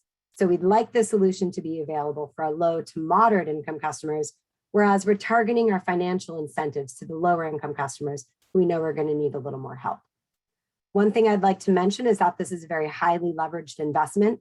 Our $1 million in junior debt will be leveraged 4-to-1 against other capital that our partner Block Power raises. The incentives that we're making available will be stackable with other incentives available throughout the region, including those offered by BayRen and the Emerging Tech Program. So overall, these dollars are going to be very highly leveraged. Scroll down. So at this point, I believe I have the pleasure of introducing Grace, who is joining us tonight to speak on the slides on behalf of Block Power. Grace, are you here and available? Yes, thank you, Becky. You all hear me? Yes. Thank you. Thanks so much for having me. Appreciate the opportunity to share about Block Power and the work we're excited to be doing to electrify more homes and bring clean, healthy homes for all, to all in the East Bay. Block Power is a Black-owned clean climate tech company founded in 2014. We're based here in Brooklyn, New York, but we have been working in Oakland as part of our California expansion. It is a core to our mission that we are serving for all low and moderate income communities that have, as Becky mentioned before, been historically left out of much of the clean energy transition. In working to convert homes from fossil fuels to electricity, we are indeed improving indoor air quality and otherwise bringing not just financial but health benefits to communities. And we are using technology to help us both target and convert our customers. Next slide, please. This is yet another reminder of the emphasis we're putting on health. This is something of more significant concern in environmental justice communities, whereas mentioned earlier, the outdoor air quality can be quite poor. This is demonstrated in communities such as Richmond, such as Oakland, West Oakland in particular, and many other folks that are lining highways. In general, many of us, all of us face this issue during wildfire season, which is increasingly taking over aspects of our calendar. And so cleaning up our indoor air will be increasingly important and a matter of health benefits year-round. Ventilation is a piece of this, and as Becky mentioned, this is a fully enabling program where we're not just offering the discounts, we're not just offering the incentives, we are working to enable a zero down package for folks to take advantage of these technologies without having significant capital on hand. Next slide, please. In our zero down model, we have 15-year terms, 15 to 20-year terms, depending. We also incorporate operations and maintenance in many of our contracts. And generally speaking, we are looking to make this as affordable as possible, meaning we are looking to make as much of these payments fit in the savings of energy efficiency savings that we do as part of our projects. That's not a guarantee. We are not an ESCO exactly, though that is a helpful analogy for how we operate. In that we are seeking affordability, we are looking to make sure that customers can confidently pay for their bills through the energy savings and while still taking advantage of upgrades to their home. An important aspect in that we deal with low and moderate income communities is we do not put the title of the home at risk. There's no lien on the property, which is especially important given a lot of the unfortunate effects of some of the financing opportunities that have targeted underserved communities in the past. In addition, we have an expansive underwriting process that does not just look at FICO scores. We do log that for our records as well, but we are looking at a more comprehensive and holistic picture of the customer's ability to pay in our underwriting process. Next slide, please. And this is something that we hope to expand further as we continue to develop our work in East Bay community. In our initial pilot projects here in West Oakland, we have been looking to deliver living wage jobs in coordination with our electrification projects. Workforce development is a key pillar of how we bring wealth and health, not just to the homes that we operate in or the houses of worship or small commercial, more broadly. It's also about making sure that that wealth stays in the community through local contractor networks, headed by minority and women-owned businesses, as well as to the workers who are able to upskill their expertise from simple tasks all the way up to more complex and well-compensated ones. We have learned quite a bit as we've operated in this past year and a half during COVID, and we are looking to leverage those lessons as we expand this program to the entire East Bay with the partnership of EBCE. Next slide, please. I think that might be the last one. Oh, back to you then, Becky. Yep, back to me. Thank you. So as promised, I wanted to reiterate again the ask that we're seeking tonight. Overall, we would like authorization for CEO to negotiate and execute an agreement with Block Power. That agreement would encapsulate $1.4 million total investment. A little bit of information about where that's coming from. $500,000 were allocated in this year's program budget for a low to moderate income electrification program. We're taking advantage of the additional $250,000 that was discussed at the top of this item that was allocated for investment in frontline communities. And then we'll be asking again to make ourselves whole on the total investment in the following fiscal year budget. Overall, it's about $1 million in project capital in a junior debt position at 5.5% interest rate and $400,000 in incentives targeted to the care and lower income customers. This is a proposal for a sole source with Block Power. We've searched the market. Block Power's electrification as a service approach is unique. Their focus on low to moderate income communities, in addition to that, is exceptionally unique. Block Power already has great engagement and partnerships with local contractors, including some that are familiar to us, such as Revalue, and they've been working with Cypress Mandela organization on workforce development. We're hoping that this investment will be able to enable electrification and energy efficiency for 70 EBCE customers over this following year. We also are hoping that this is a very successful pilot, and if so, we'll be seeking opportunities to scale. We'll be coming back to the board with ideas for that moving forward, assuming we're successful. And I apologize for the type. It's supposed to come to October board meeting, but we're here instead. And that concludes the presentation we prepared for this item. Thank you. Thank you, Becky. Great presentation. And thank you, Grace, for joining from Block Power. Colleagues, now we'll entertain questions from the board. And first up, I see Anne Olivia Eldred. Chair, and thank you for that fabulous presentation. I got to see it at the Community Advisory Committee meeting, but it had a whole nother element with you there, and it was really great.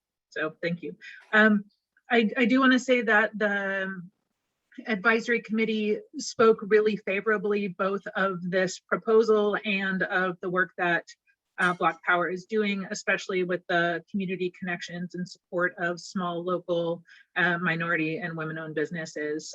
So just really recognizing the success of that work and how well it seems to be putting into play. There were some concerns, not about the program itself, but specific things that we want to make sure are addressed in that, and we appreciate the opportunity to bring them to you. So there were equity concerns raised regarding access, affordability, and impacts for program participants. Of specific concern was the cost to upgrade panels and infrastructure in much of the current housing stock in the Bay Area.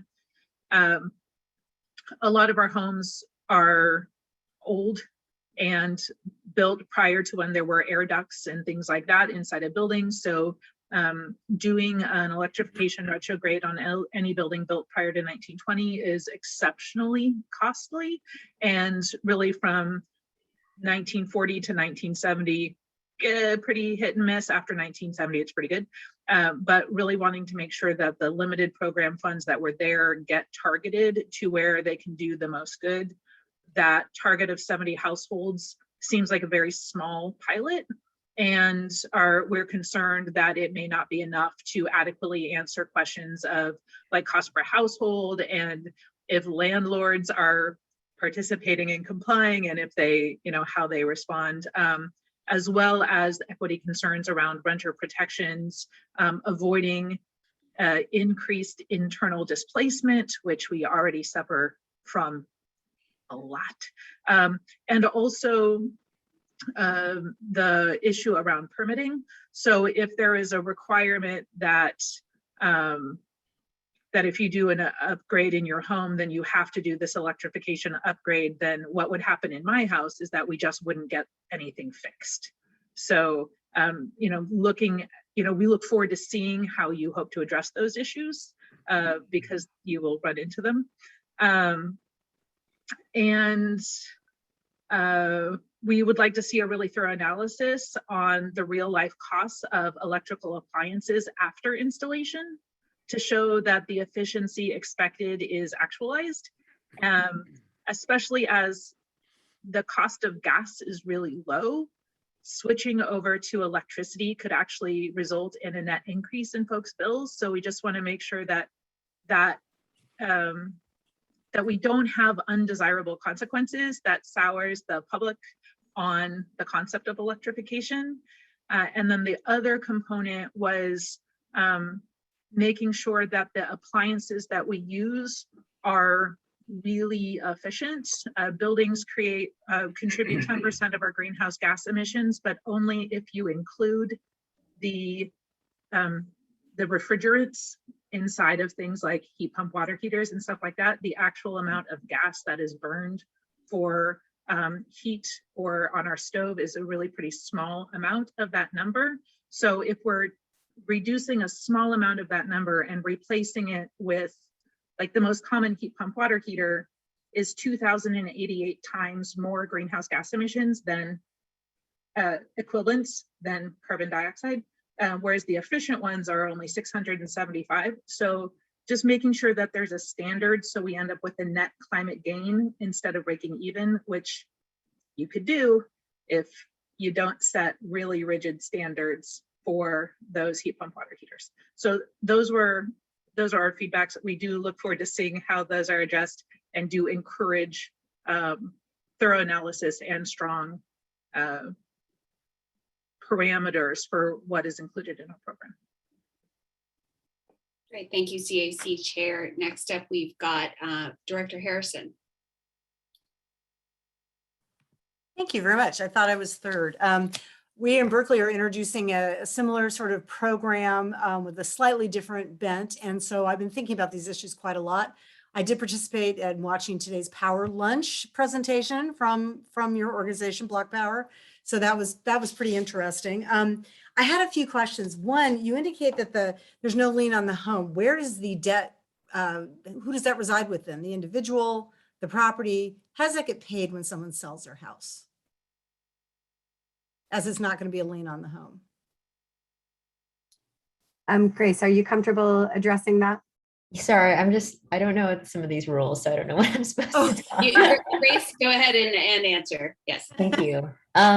We do file a fixture filing, much like solar has. It just does not put the house at risk in terms of title to the house. So that is there is a fixture filing involved. Yes. Okay. So it travels with the house. It doesn't stay with the person. Okay. And I'm interested in the whole issue of labor selection. On slide 9, you show some aspirational goals, but are these commitments that you're making to hiring people under prevailing wage? Or what are your labor conditions that you're placing on this? Right now, we've been relying on our local network of folks who are community organizations that are like-minded and similar mission to kind of safeguard some of this. We are looking to apply prevailing wage where possible and where applicable. We are relying on kind of the network of trust and sorry, the word is on the folks that who've been doing this good work in the community for ages. So working with groups like Cypress Mandela, with Revalue, who is a very critical local partner based in West Oakland. We are making sure that the community that we are tapping to recruit a lot of the folks for the participation in the program, as well as workers to work on their neighbors' homes, are helping us find the right folks.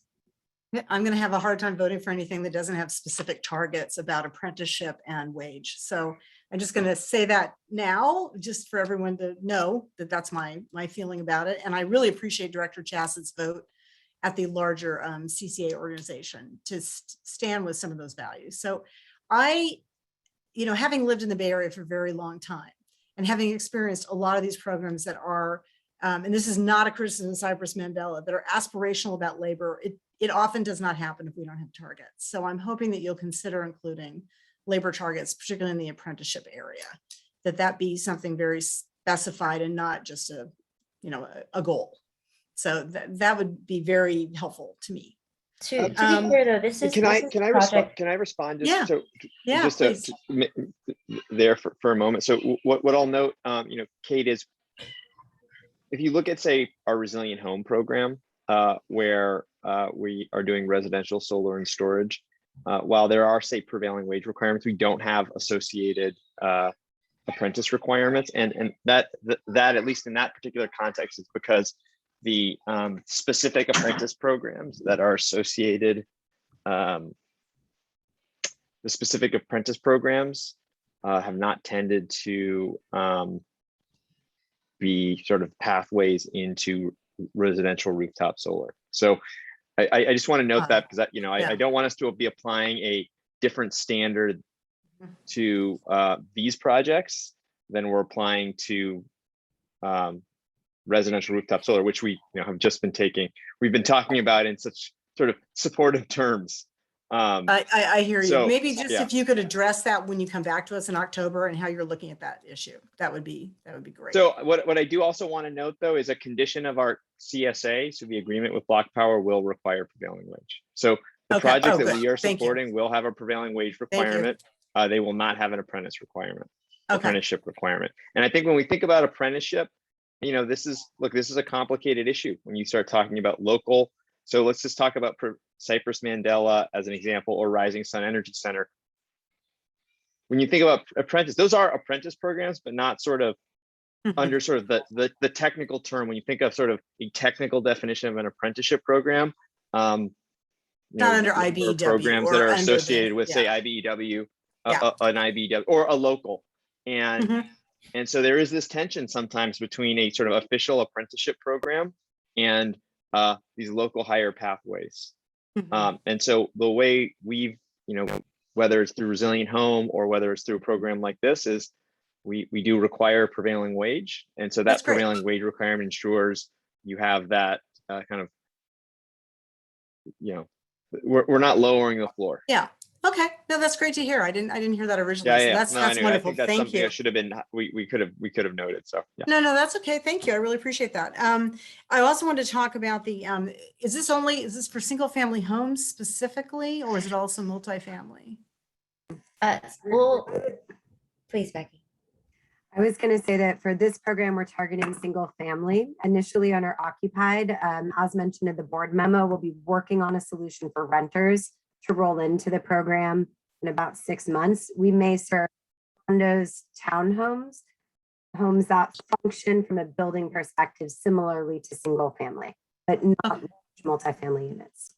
Okay, that's great. And have you given any thought to making sure that this is spread geographically? And what I'm concerned about is, it just for my community, is we do not have DACs in Berkeley because our poor people are everywhere. We don't have as many poor people as other parts of the county, but the poor people we have are not concentrated. They are tenants mainly and lower income homeowners that are quite senior. They're all over the city. So I'm hoping this isn't going to focus only on DACs. And care. I'm a little worried about that. I'll just tell you what we're doing in Berkeley is working through groups like Rebuilding Together and Habitat for Humanity to identify low-income seniors in particular who often don't qualify for these programs. So, I have to kind of worry about the sort of senior homeowners in Berkeley and who are also least likely to have the information needed to do this on their own. So we have an information gap and we have an income gap. So I'm just hoping that we're not going to focus only on DACs. And I don't know, you don't need to answer that right now, but if so, that would be leaving out large swaths of my constituency. So I want to mention that. And also, are you going to have, you'll have sort of stated standards of the kinds of work that can be done? Like, I'm trying to think of a good example. For our earthquake program, we say you can do brace and bolt, you can do this, you can do that, it must meet these standards. So it'll have that kind of rubric around it about what can be done. Yeah, okay, that's Yes, great. it will. And also, I thought the number 70 was really low as well. My sustainability department tells me that by adding only $2,500 as an additional incentive, that we can encourage many, many more people to participate. And we're looking with our $1.5 million program to approach about 500 households. So I'm a little surprised by the 70. Is that because you want to completely electrify a home? You're hoping to do a full piece, or is it just are your numbers just more realistic and ours are understated? I'm trying to understand why your costs are so much higher than what we're being told. For our part, this is based.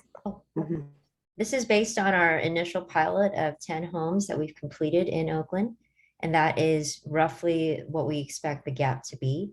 If it is less than that in the homes that we face going forward, great. But I think by and large, for many middle-class families, a few $1,000s will be enough to reach the kind of parity for natural gas to electric appliances. For many low and moderate income homes, not only do you have to breach that gap, they're not actually making plans for the capital expense for replacing their gas furnace to begin with. And two, there's quite a bit of remedial work to remove mold and lead and asbestos and other kind of pollutants that kind of, you can't have a heat pump operate in that in those conditions and maintain a healthy home. So I think for homes that start at the starting line for electrification, that may be enough.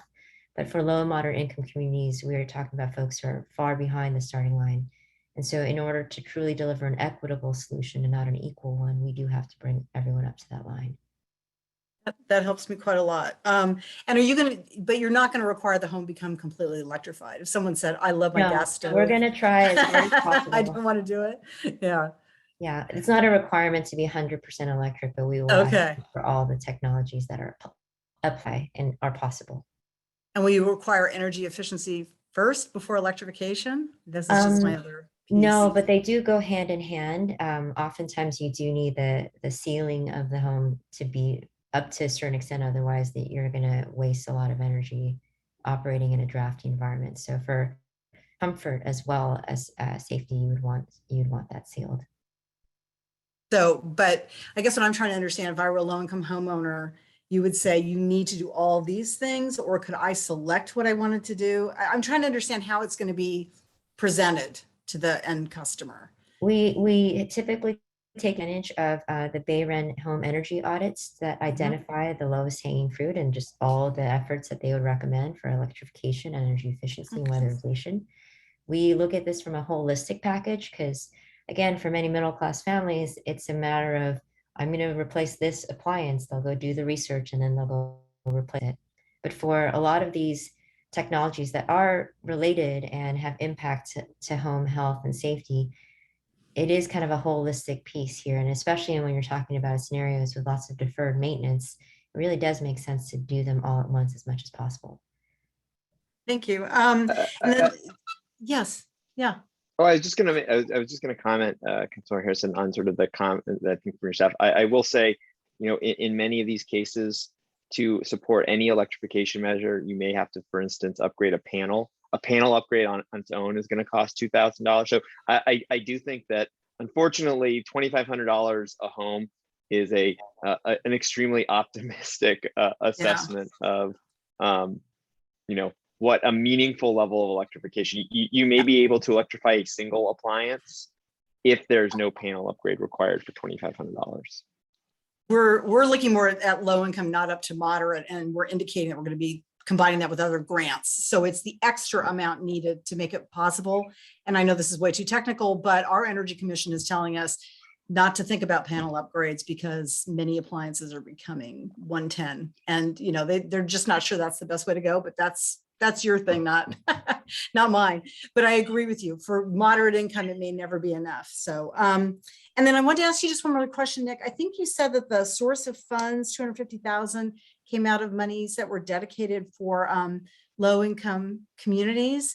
But I think the June minutes said that we were dedicating $250,000 to the community innovation grants. Is this a separate 250 or is it that 250? Yeah, no, it's those funds. You know, we don't have a specific in the program in the 2021-2022 budget, we actually didn't have a specific earmark for community innovation grants. So the direction the direction I took was to allocate $250,000 for grants for low and moderate income electrification. I read to you, it says a budget amendment, this is from Councilmember Hanlon, for 250,000 for community innovation grants. And I like this idea too. I'm not criticizing this idea, but it says for community innovation grants. I think I don't want that idea to get lost. And I'm hoping as we move through this year that we are going to go back to looking at that, because it was very specific in the measure that was brought forward by Councilmember Hanlon. So I just hope we don't slide over perhaps that. That was a difference of there may have been a difference of sort of translation that may, I'm not going to sort of Okay, that's right. what the minute Okay. said, but I think, you know, when we've gone back and sort of reviewed the discussion, the discussion was very much focused on low and moderate income incentives, not on community innovation grants. So certainly, you know, I think if the view is that these funds should go to community innovation grants, we can pull the item today and not move forward with this. And no, I'm not consider, suggesting that. I'm just suggesting that that was a very specific motion, and that I want to make sure that we keep that in mind as we look at our fiscal picture throughout the rest of the year, and not assume that this 250 that we're now using for a very good program is now gone from something that we voted for. That's all I'm suggesting. So we can talk about that later, perhaps in another meeting, but I'm just concerned about that because I have the minutes and that is what they say. So thank you. Thanks very much. Thank you, Member Harrison. Next up was Member Cow. Thank you, Madam Chair. So I just have a few questions, I think. So the repayment, the term to repay, this stays with the property, right? If somebody sells their house, they're gone, and the new owner of the house would presumably, it's in the disclosures, and they would take the rest of it on until it's done. Is that correct? Yes, that's correct. It's a lease that stays with the property because no Got one it. moves with their heat pumps and water heaters. Okay. And you said that there's a 5.5% interest rate. Is that, what would that, That's right. what did that refer to? What they're going to pay? That's what they're paying? They will be paying an effective rate of 5.5% as well. Okay. And is that, I mean, how did that, right now, that seems a little high. Maybe I'm mistaken. It just seems a little high given the current. I'm sorry, I'm not our finance person to answer some of these things, but from what I understand, it's not quite, doesn't feel like an unsecured loan, but for comparison purposes, apparently it's similar to one. And for that, it's an extremely low rate, I understand. Okay, and you'll be able to show then to those customers, even with this 5.5% charge, interest charge, you're still going to save money on your bills.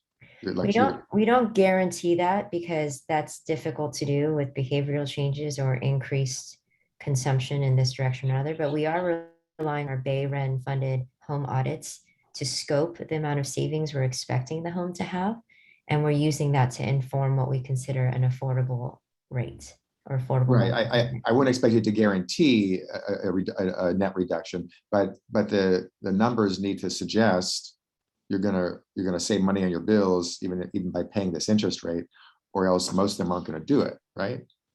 We are definitely targeting flat to lower bills net. That is just true. That's not always possible given the extent of the deferred maintenance we are addressing through our program. If this were literally an equipment swap out for something that just works more efficiently, that would be a very easy thing to say. If in the course of the project, you're not just replacing a $10,000 to $13,000 heat pump, but you're also having to weatherize, remediate, deal with asbestos and mold, that is not something that often can just fit.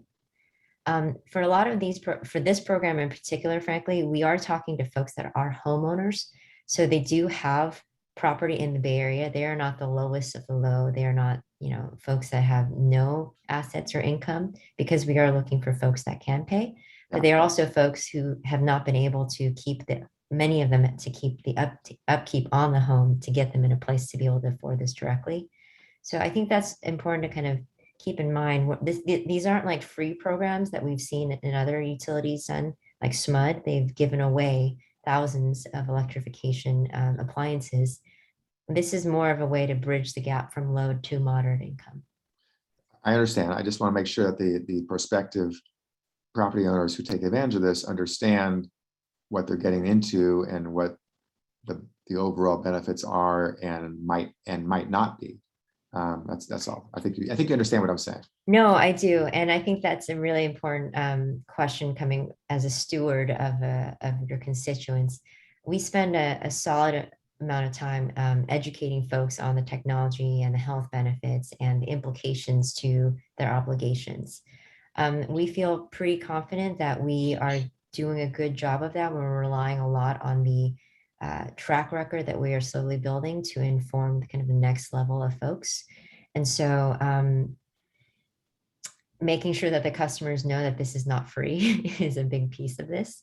We are checking their credit scores. We are checking their credit history. They are signing a lease agreement with us, but it is something that we are doing in good faith with local communities, partners who are very much stewards of their communities.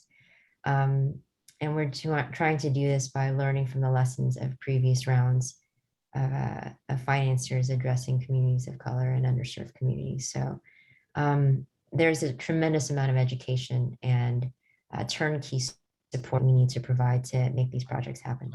I understand. I just want to make sure that the customers have crystal clarity as to what they're getting themselves into and the benefits and whatever the benefits are. And speaking of benefits, my last question was,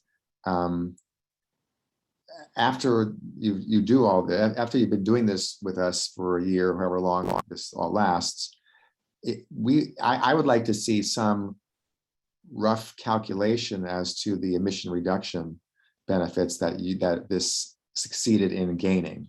Again, you can't get an exact number because it's people's households and stuff, but you could get some estimate, comparative, versus if you didn't do this, and how add all these houses up together, and hey, we just reduced this many emissions if we didn't do this, but compared to what we would have done not done. So I think we'd like to see that helps us decide whether we want to grow this beyond the pilot program or what have you. So that would be I think a presumptive thing that we would insist upon at some point down the road.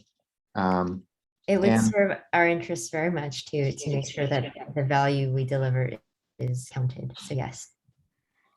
Okay, and then I do recall some vague reference when Mike, Councilmember Hannan, asked for that additional 250 after we had this ongoing discussion about more for local development.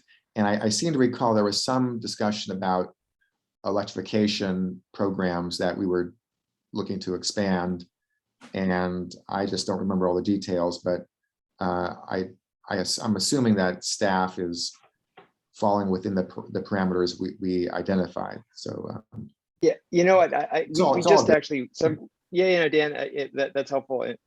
We actually just watched the video, and it was a community innovation grant, but the sort of the nuance that I think is important to note is these were community innovation grants for low and moderate income customers, not community-based organizations. And so what we're doing here is we're actually providing grants directly to low and moderate income customers. So, I think that might be sort of, and because in the budget, we didn't have a specific program focused on community innovation grants per se, there was not, I think, we didn't take it as, we have a program in this budget that we're sort of going to be enhancing funds to. We are going to provide grants to low and moderate income customers to support low electrification. So that is what we are sort of pursuing here. This is beyond that, frankly. We are also allocating other funds from this fiscal year in our building electrification program, and also earmarking funds for next year as well. Okay, I don't think I have any more questions. Thank you. Thank you, Director Talbot. Next up is Vice Chair Lopez. Thank you very much. A quick question on this. On the 70 households, how will that be equitably geographically distributed amongst the service area? We hadn't contemplated setting targets on a region by region basis. I think given the niche that we're trying to serve here with customers, it's going to be more based on who raises their hand and is interested in opting in for participation. We are certainly happy to prepare a report out at the end of this year showing how that geographic distribution happened. And if at that time, we scale up the program and there's interest in moving further and we're finding it's not landing equitably, then I think that could be a really good thing for us to explore. Yeah, I'm just, I'm concerned about any concept of sort of who gets there first gets it. Because I think that what we want is sort of a collaborative effort here amongst all the jurisdictions in the service area. And so I think that there should be some sort of goal to, let's say you get, let's just be ambitious. Let's say it's oversubscribed by twofold. So we're at 140 households. Then perhaps, doing it by geographic reach, and diversifying the geographic reach or by lottery or something like that. So it's balanced and fair. And then we have another look at continuing to meet any demand if it is in fact oversubscribed in within the next, year or so. I feel like if the demand is there, then we should find a path forward. Because if people are looking at this and as has been mentioned before, if they have their eyes wide open and know the terms of like the interest rate and so forth and so on, and they still want to do this, then we should find a path forward for it. I know that the pilot was in a particular area and I appreciate that, but I do feel like, I'd like for everybody to have a fair chance at this. Additionally, I'm wondering whether there might be an ability to do any kind of public partnerships with cities here. And this question is more for Nick, and whether we might be able to think in the future if, cities also add some money to the table, if there could be a prescribed or an allocation or pre-prescribed amount of households per jurisdiction. I think that that's certainly something that we can explore. I think what's going to be important here as a first step is to sort of launch this program and start acquiring customers. So customer acquisition is a really big part of this, and frankly, it's a big cost. And I think as we acquire customers and we have a sense of where those customers are, and we potentially even have a backlog to the degree that there are 25 homes in San Leandro that have expressed interest in the program, but the funding has been used, then I certainly think that would be a great sort of priority for us to sort of consider, is to go to the city and say, if for this amount of incremental funding, we could provide these benefits to these 25 homes in San Leandro or Fremont or Dublin or wherever. I think so. I think that, because many of us have recently passed our climate or updated our climate action plans. And so really motivated to see all people of all economic levels be able to take part in our aspirational goals, so that we in fact operationalize them and we are able to attain those goals. And I think that this is a good way to get there if we think that there is the demand after these 70 households of maybe doing something more formalized specifically with cities to help us all get there. I think that would be a good win-win. Thank you. Thank you. Next up, we have Member Hannon. Yes, thank you, Madam Chair. I have a number of concerns regarding this project. My first question, we identified 9.8% of our communities are disadvantaged. And I thought I heard you indicate that that was based on zip codes or census tracts. Do you actually have a map of the Alameda County showing the 9.8% of those displaced communities so we can kind of visualize where they're located? I don't have something like that on hand. I can do some Slack work and see if I can come up with something while we're discussing. Great. Might have been something you might want to have included with your presentation or with your staff report.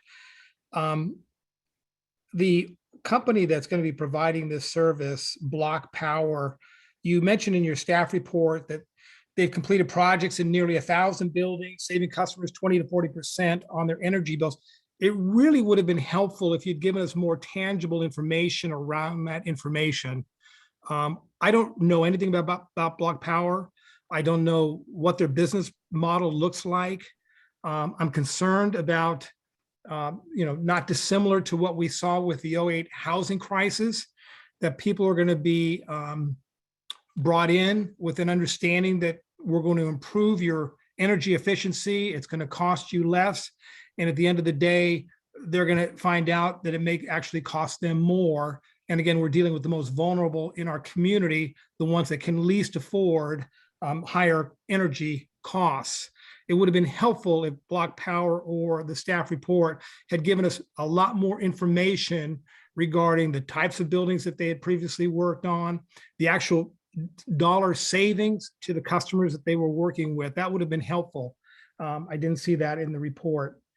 I know that Dan mentioned, coming back and talking about the improvement to greenhouse gases.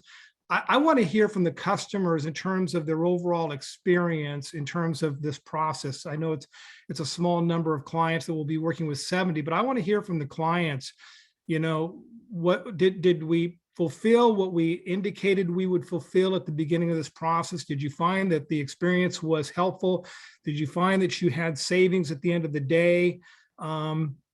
When I hear Block Power talk about, we may have to deal with other remediation in terms of mold and things of that nature. I mean, you're talking in those cases, possibly thousands of dollars to which some homeowners may not be equipped to address or may be equipped to repay. I'm really concerned about the financials as it may impact our low income residents. I want to commend the Community Advisory Committee member Ann on her comments. I thought they were right on. As we look to improve our energy efficiency around electricity versus natural gas, I need to understand at the end of the day, what is it going to cost my typical resident in terms of the savings that they can see month in and month out as we transition to electricity from natural gas? Or am I going to be seeing a situation where they're actually going to be paying more at the end of the day, but we're living in a cleaner, greener environment? I mean, at the end of the day, when you talk to most folks, those are their concerns as we're dealing with, certainly higher inflation at this point. So I'll be honest with you, I'm not certain if I have enough information today to support this moving forward. So I do want to let you know that I may be a no vote on this. Thank you. Thank you. And just point of order, we are still on clarifying questions at this state. Member Hand. I apologize. How dare you? Robust discussion, however, and I respect that. I would, before we go back to folks who've already had an opportunity to ask their questions, I would like to open it up for public comment. So I will check with our acting clerk, Megan, to see if anyone has submitted a speaker card on this item. Hi, Madam Chairman. It looks like this is still on item 11. We have Jada who submitted a card and also has raised their hand. So that's who I see right now. Then let's go ahead and give Jada 2 minutes to speak on this item, please. Okay, great.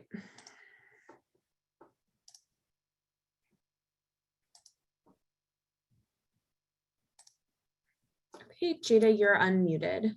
Thanks, Megan. Hi again, Jada with the Local Clean Energy Alliance.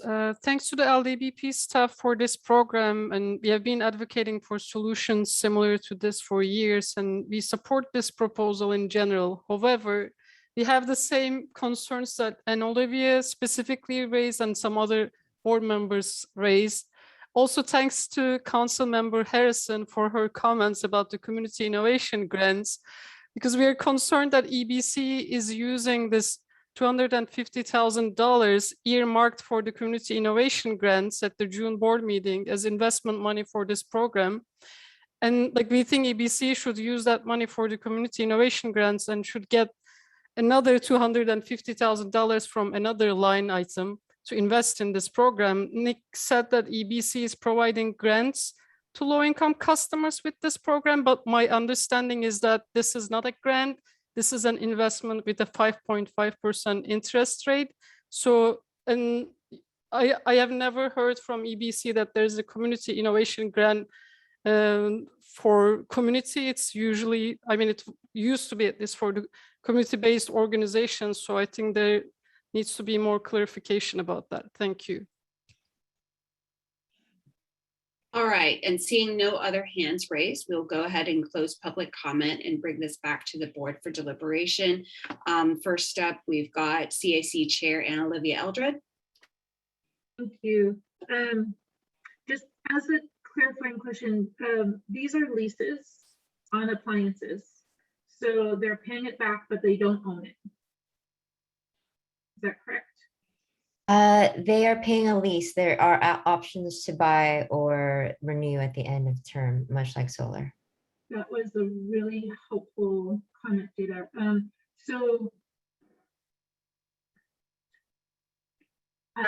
While we haven't discussed this specifically, we did have discussion around the community innovation grants.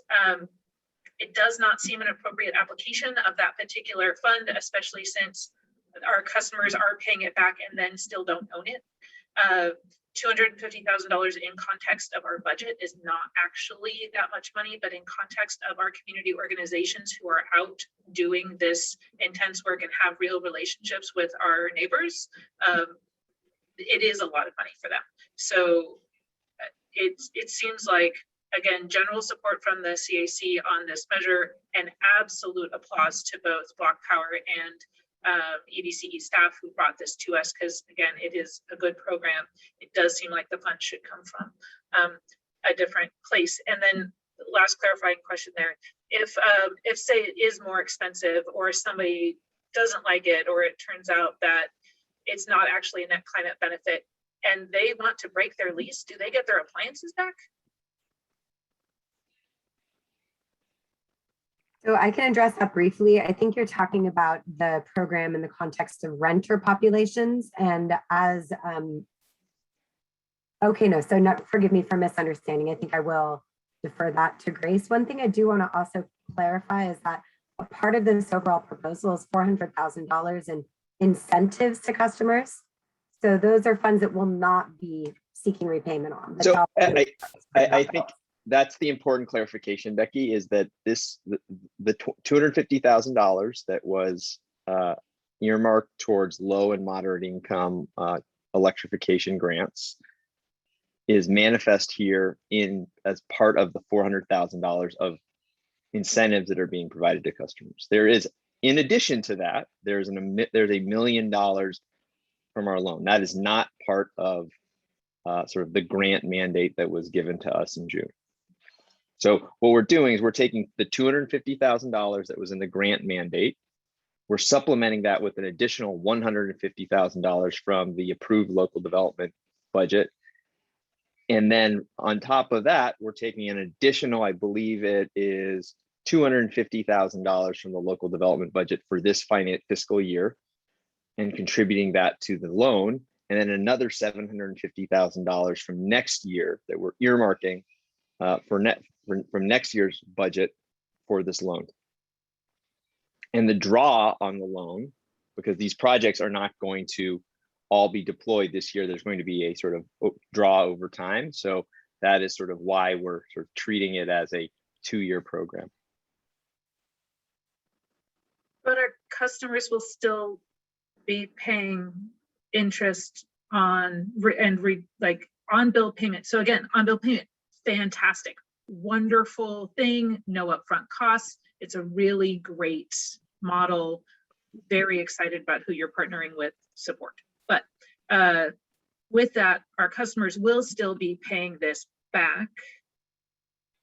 at least some of this will be paid. Correct. back. So the incentives are going to reduce the cost of the measure, and then that's not paying for the full cost of the measure. So if we were to simply, let's use the 70 homes as an example. If we were to just use the incentives of 400,000, we would be reaching 25 homes, more or less, right? So what this is able to do is we're reaching 2x the homes. We're reaching 75 homes instead of 25 homes by being able to provide apply leverage to the program. So, That answered your question. Thank you. thank you. Councilmember Harrison, I will get to you in just a moment. I just wanted to clarify with Anna Olivia. At the CAC, as we don't have a written report because we're missing our clerk, and so all of our normal processes are not here today. Did the CAC take an action on this item to support or not support? We did submit an annotated copy of the agenda this morning, and that was the first comment I made. It wasn't questions, that was the CAC comment. Was we have general support for this item and applaud Block Power and that stuff, and we'd like to see these concerns addressed. So specific, that was what that was. Thank you. I'm on the agenda. I do not have a link to the CAC annotated agenda. As I said, we're operating patched together today. So appreciate you just confirming that there were some concerns, but there is support. Okay, appreciate that. Director Harrison. Yeah, Nick, I had a question about the difference between the incentive money and the other money. When you say incentive money, what does that mean? It's distinct from the $1 million. What's the difference in how they're going to be used? So the incentives are money that's going out the door to directly reduce the cost of the measure. So let's say in each of these homes, let's take a heat pump hot water heater. Let's just say each one of these homes is getting a heat pump hot water heater. The 400,000 is going to reduce the upfront cost of the heat pump hot water heater. And jump in, Becky or Grace, if I'm misstating something here. But we're reducing the upfront cost. So it is a grant. It is a cash reduction. It is our funds that are going to directly reduce the cost of the measure. So if it would have cost $1,000, let's just say we're contributing $200 per project. Now that measure costs $800, and then the loan is going to, cover the residual $800 in capital costs that we have to pay for the measure, we have to buy it, and then that $800 is being repaid by the consumer over time. Okay, so the first portion of it is an out and out reduction of the cost of the heat pump, to use a facile example. And then the rest is a loan for the balance of that work, plus whatever else you have to do on energy efficiency and getting rid of mold and all that. Okay, that makes sense. I do have a question. Are you going to be addressing Nick before we vote on this? Because we're not voting today, are we? We have a resolution before us tonight, Kate. Okay. So before I vote, my question is, what is the overhead for Block Power in this contract? How much is that? There's not I think there's not a specific overhead in the contract. So Block Power has a service agreement, and so we're not privy to the specific sort of returns that Block Power achieves on its projects. But Grace, please speak to that. That is not my question to answer. Okay, so what you're saying is that their earnings are on the $1 million in loans. That's essentially how Block Power gets paid back.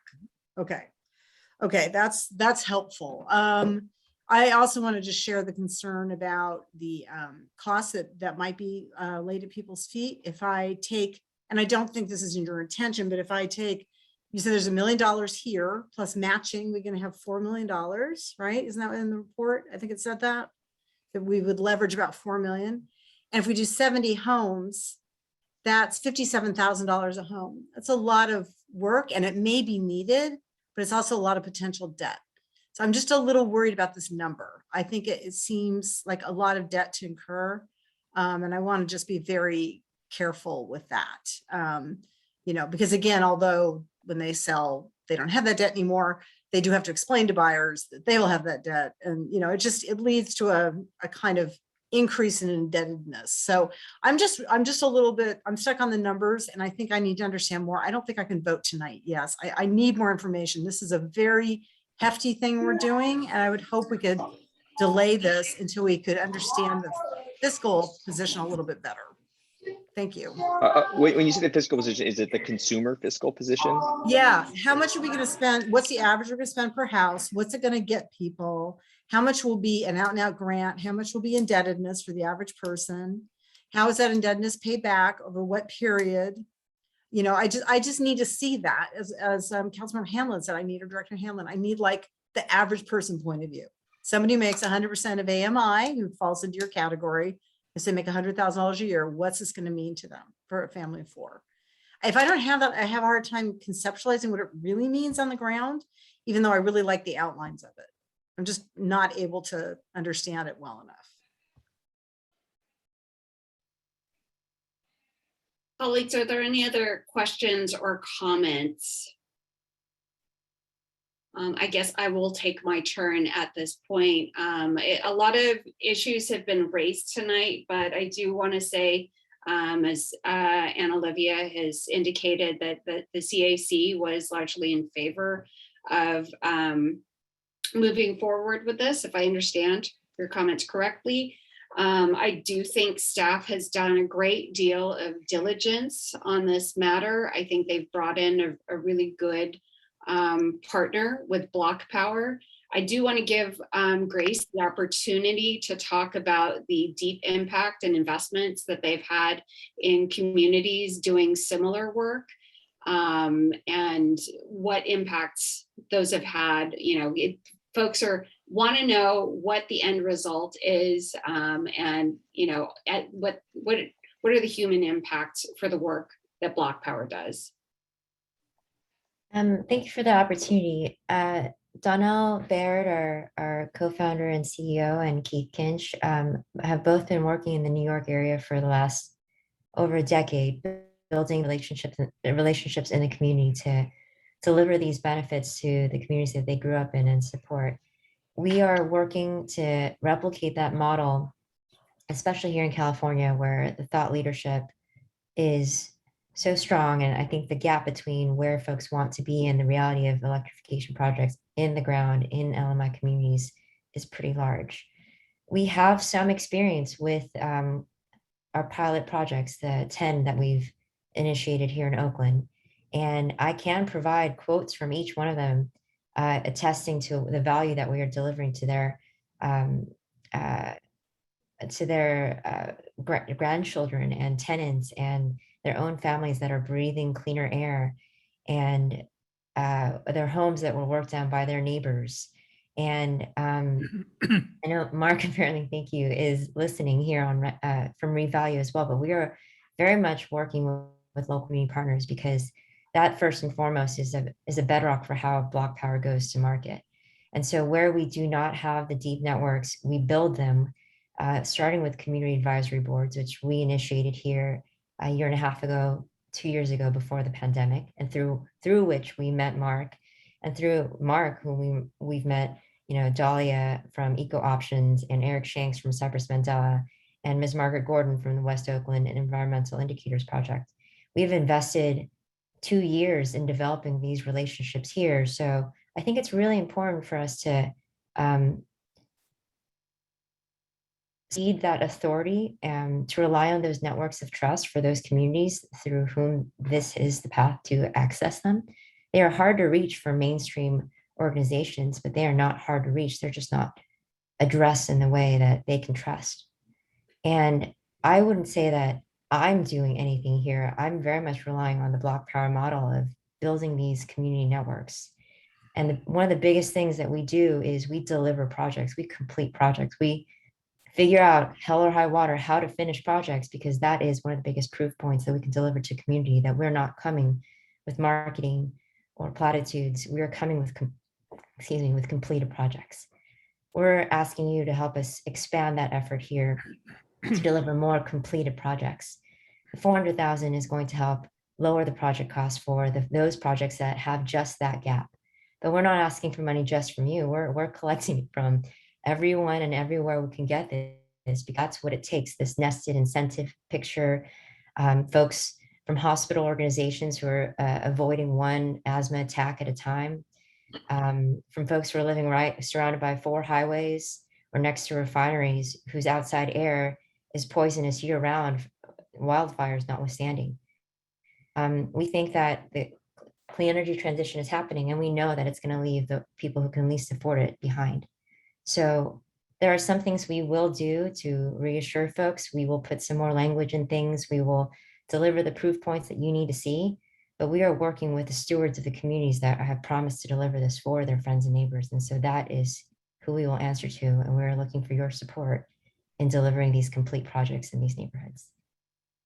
Thank you, Grace. Colleagues, I recently had the opportunity to write a byline for East Bay Express, and I just wanted to remind the community that one of our missions as East Bay Community Energy is to level the playing field and bring along those most vulnerable communities on the clean power revolution. The folks in Alameda County and in Tracy who have solar are people who have had access to finances, people who have traditionally been able to be on the bleeding edge of this type of technology for heat pumps and other electrification improvements, have had to meet those bottom line things that are necessary to make those changes. And the sub panels were a really good point that Anna Olivia brought up, for instance, just bringing up, the base level of someone's home so that they could take advantage of these new technologies. So I am going to vote in favor of passing this resolution because I think staff has heard our concerns tonight. I think Block Power has heard our concerns. And what we've got on the table is a resolution authorizing the CEO to negotiate and execute an agreement and a promissory note so that we can move forward with this work. But by no means is the feedback loop closed.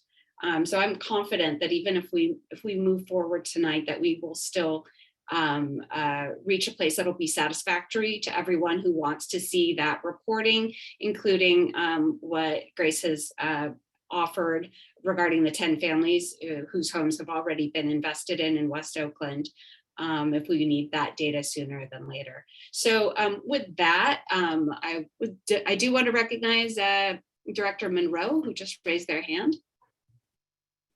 Yeah, and sort of picking up after what you said, I wanted to make the motion to approve this. Is this an appropriate time? This is, yes. Okay, well, I so move with the idea that I've really appreciated what my colleagues have said tonight, but I'm of the, to coin a phrase, I'd like to not let the perfect be the enemy of the good. And so I'm ready to vote for this and to vote in favor of it. I think this is a really good example of it's expensive to be poor, and I appreciate that this is something that is taking us forward to alleviate that. Thank you. Director Hannon. Yes, Madam Chair, I agree with everything you just said.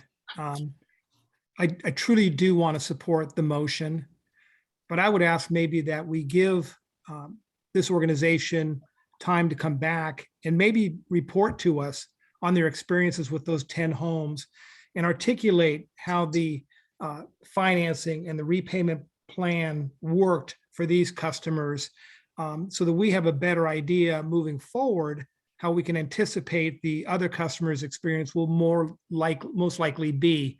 So I would ask if I may put forward a friendly amendment or suggestion that we defer this item for 30 days to give Block Power the opportunity to come back with a little bit more information about their experiences with these 10 homeowners in the hopes that certainly I can then support this motion. That would be my request.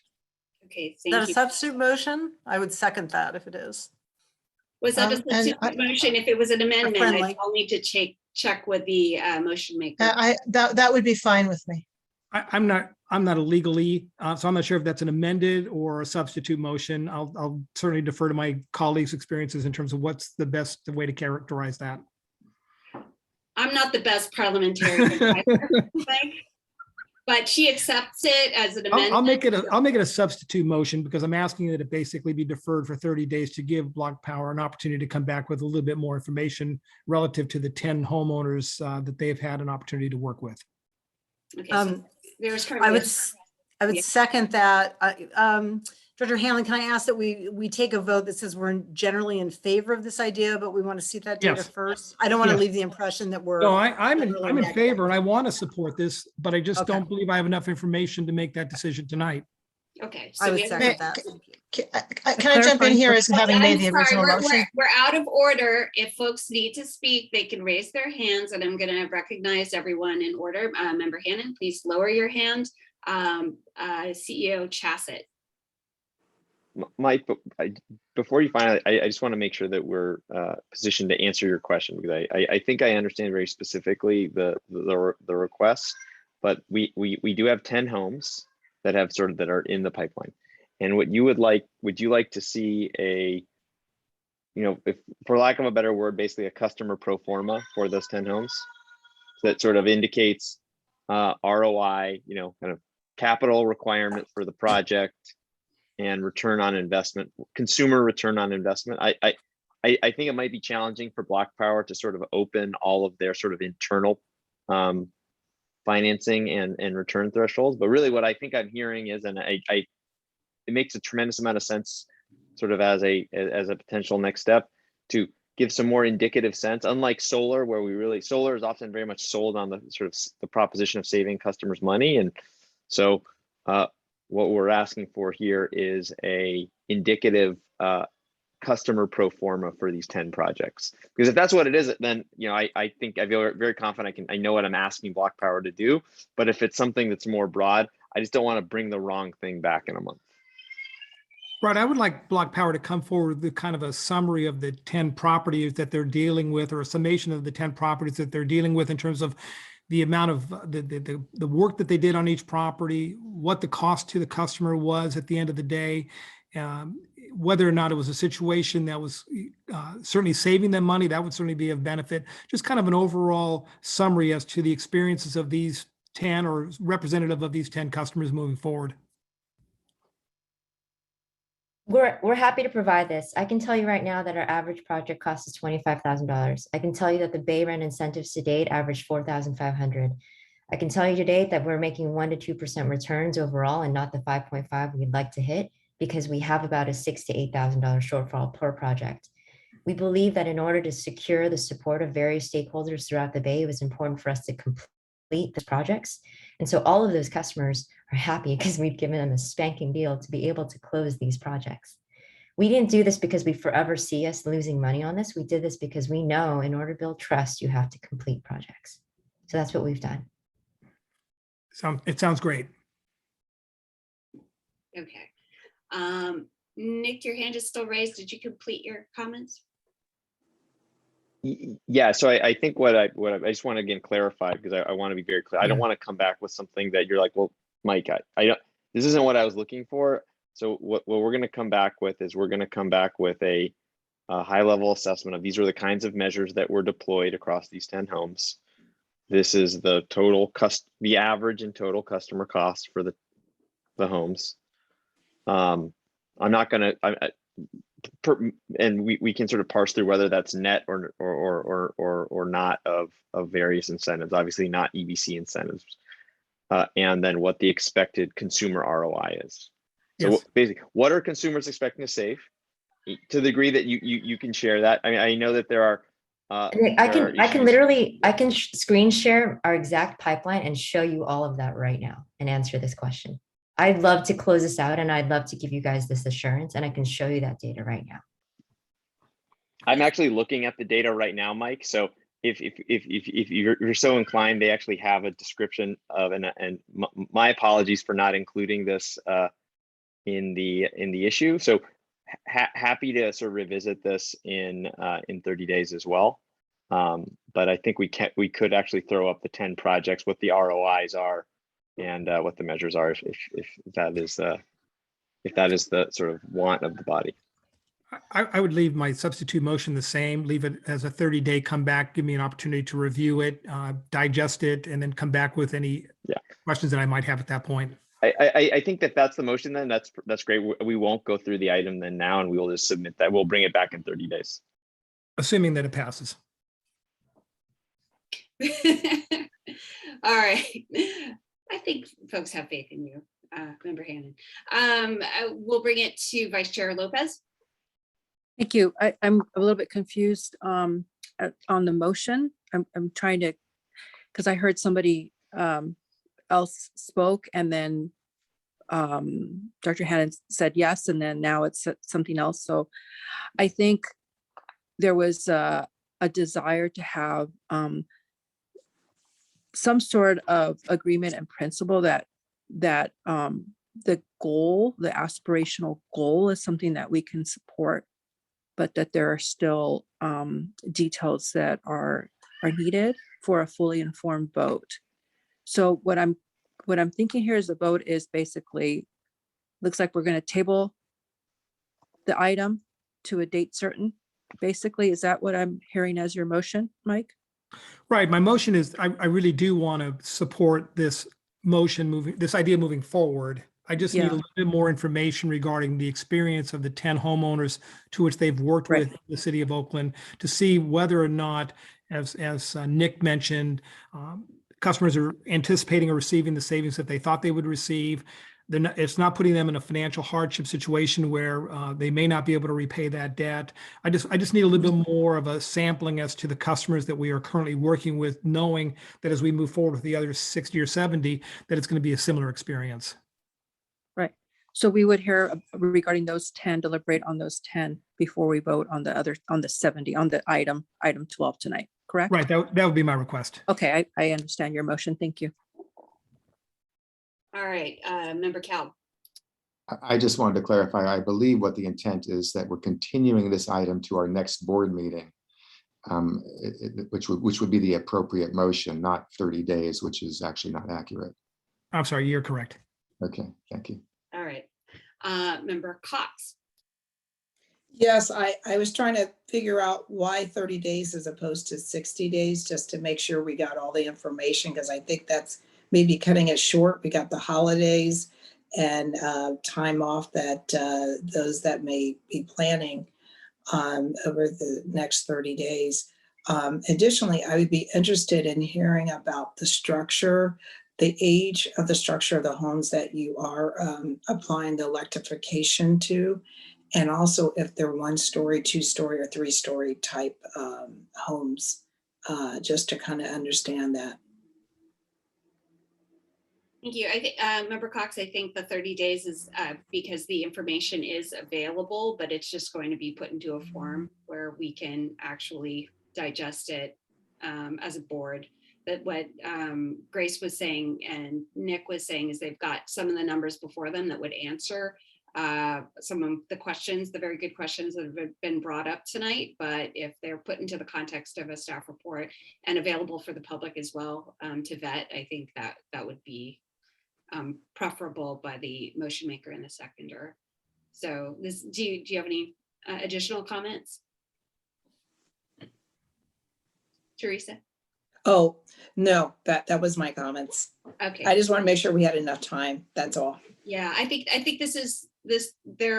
what we're contemplating is data that's already available from Block Power. So next up, let's have Member Harrison. But I didn't get the clarification, I'm sorry, Madam Chair, on if they were able to add the age of the homes that they are adding on the information, if that's possible, and if there were the 1, 2, or 3-story homes, just so we kind of understand that, if there's like a square footage size that they probably already have with the electrification that has to be calculated, but just making sure we have those other additional 3 points, if that would be helpful, if that's doable from Block Power. I'm seeing a nodding head from Block Okay, Power. thank you. Very good. Okay, Director Harrison. Ms. Bradbury, I just wanted to ask you, is it easier for you or better for you to use other examples than Oakland, because that's a fairly new project? What I'm saying is I want to offer the opportunity to give us examples that are exemplary of a program that's been in existence for a while, and whatever works for you. I don't know that it has to be Oakland is all I'm saying. So, because you had mentioned this as a beginning and they've gotten a great deal and it may not be your typical pro forma. So whatever works for you is fine, is all I'm trying to relay here. No, I think Oakland is the most apt. It's right, obviously within our service territory, and we expect the labor and the material rates to be consistent, most consistent here. In New York, we are also dealing with slightly different technology given cold climate. Thank you. Very good, thank you. Member Cal, your hand was still up. You just lowered it. And Member Cox, I believe we addressed your questions. So colleagues, we have we had a motion, but then we have a substitute motion preferred by Member Hannon and seconded by Member Harrison. So that is what is on the table. And if there are no further comments or discussion, I will ask our acting clerk. Oh, Member Hannon, did you want to say something? I'm sorry, Madam Chair. Yes, when they come back, because one of the big issues is the additional remediation, Grace. Could you maybe describe that in your presentation or in the staff report in terms of other remediation that was necessary over and above the electrification issue, so we have a full understanding as to what customers are likely to have to deal with? That would be helpful. Thank you, Madam Chair. Very good. Okay, so that is encapsulated in the very lengthy motion that if staff has any questions about it, they're going to go back to Member Hannon for clarification. But we have that motion on the table by Member Hannon, second by Member Harrison. And so Madam Acting Clerk, please call the roll.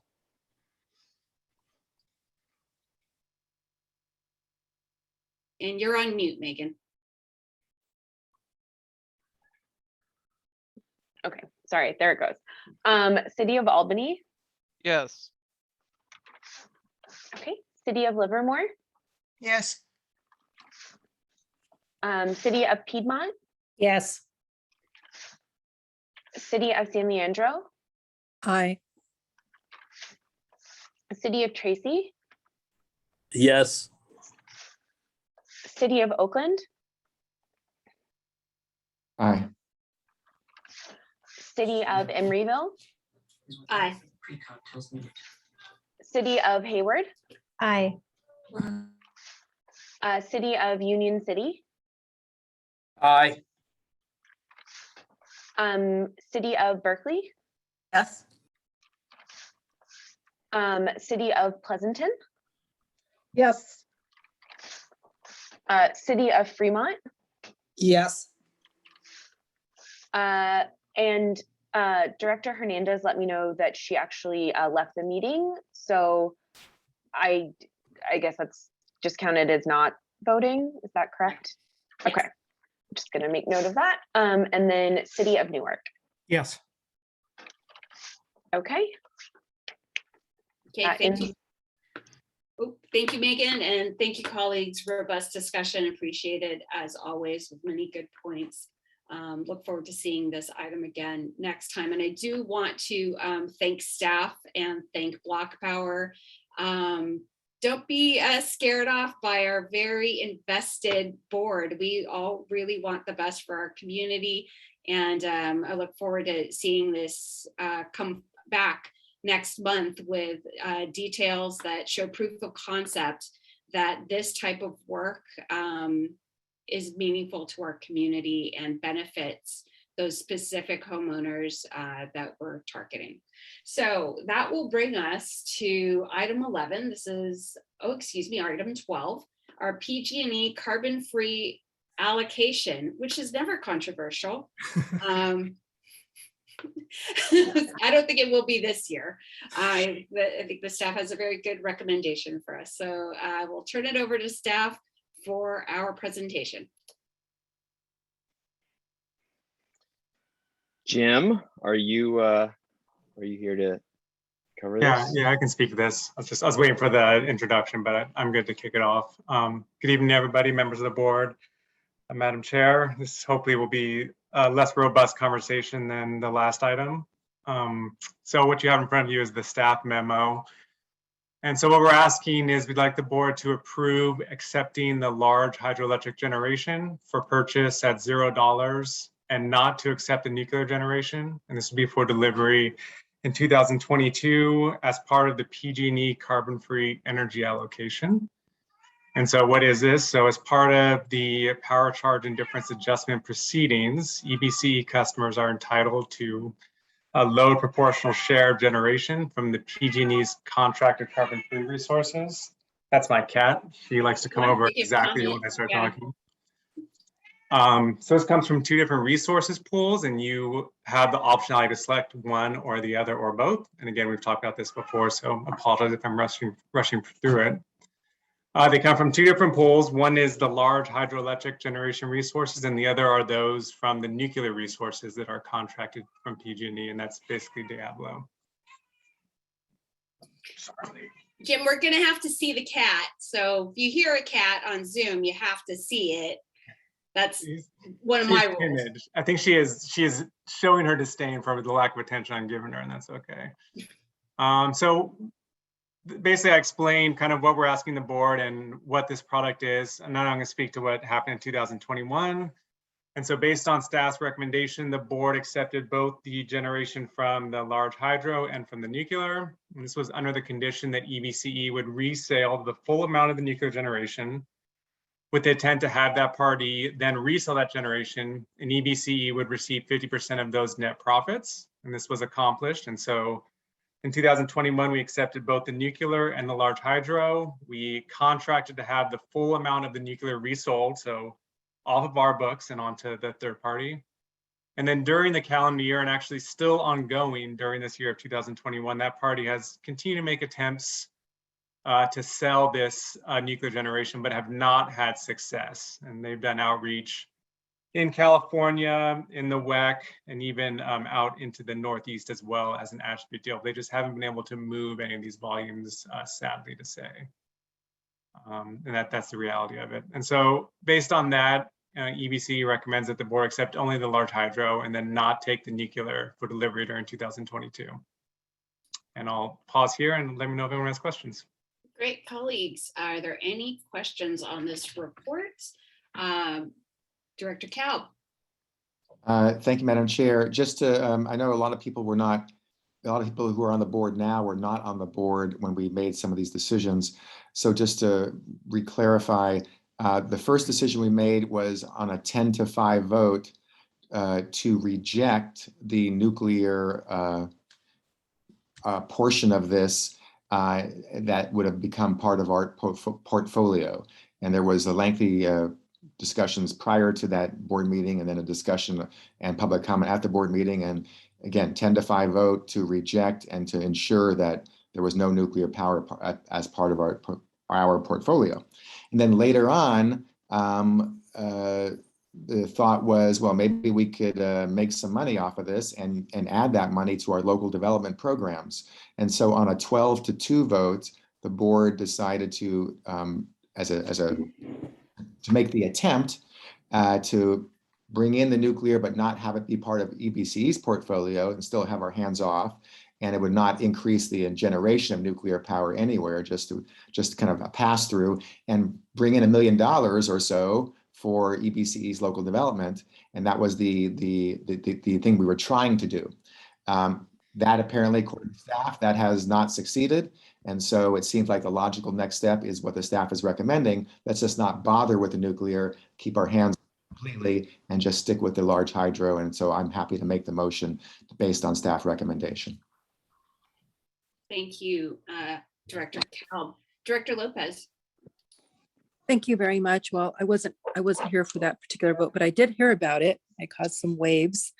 And the pun is intended because I'm really uncomfortable with, I think that hydroelectric generation is very problematic.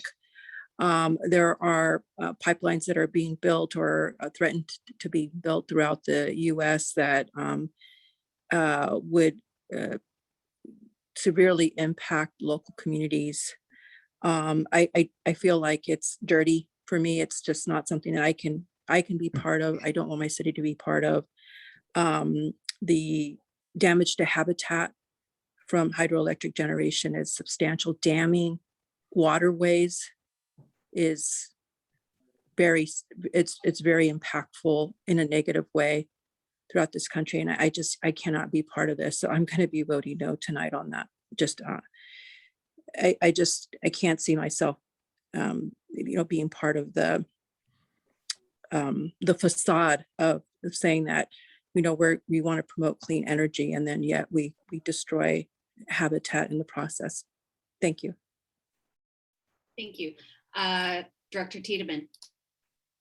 Yeah, I have some comments that I'll say for after we take public comment, but I just wanted to ask, as one of the members who was not here for this initial vote, and maybe Board Member Kalb can help me here, what the discussion was and what the stated reasons for not accepting the nuclear portion of this. And I think I can probably guess some of them, but I want to be sure.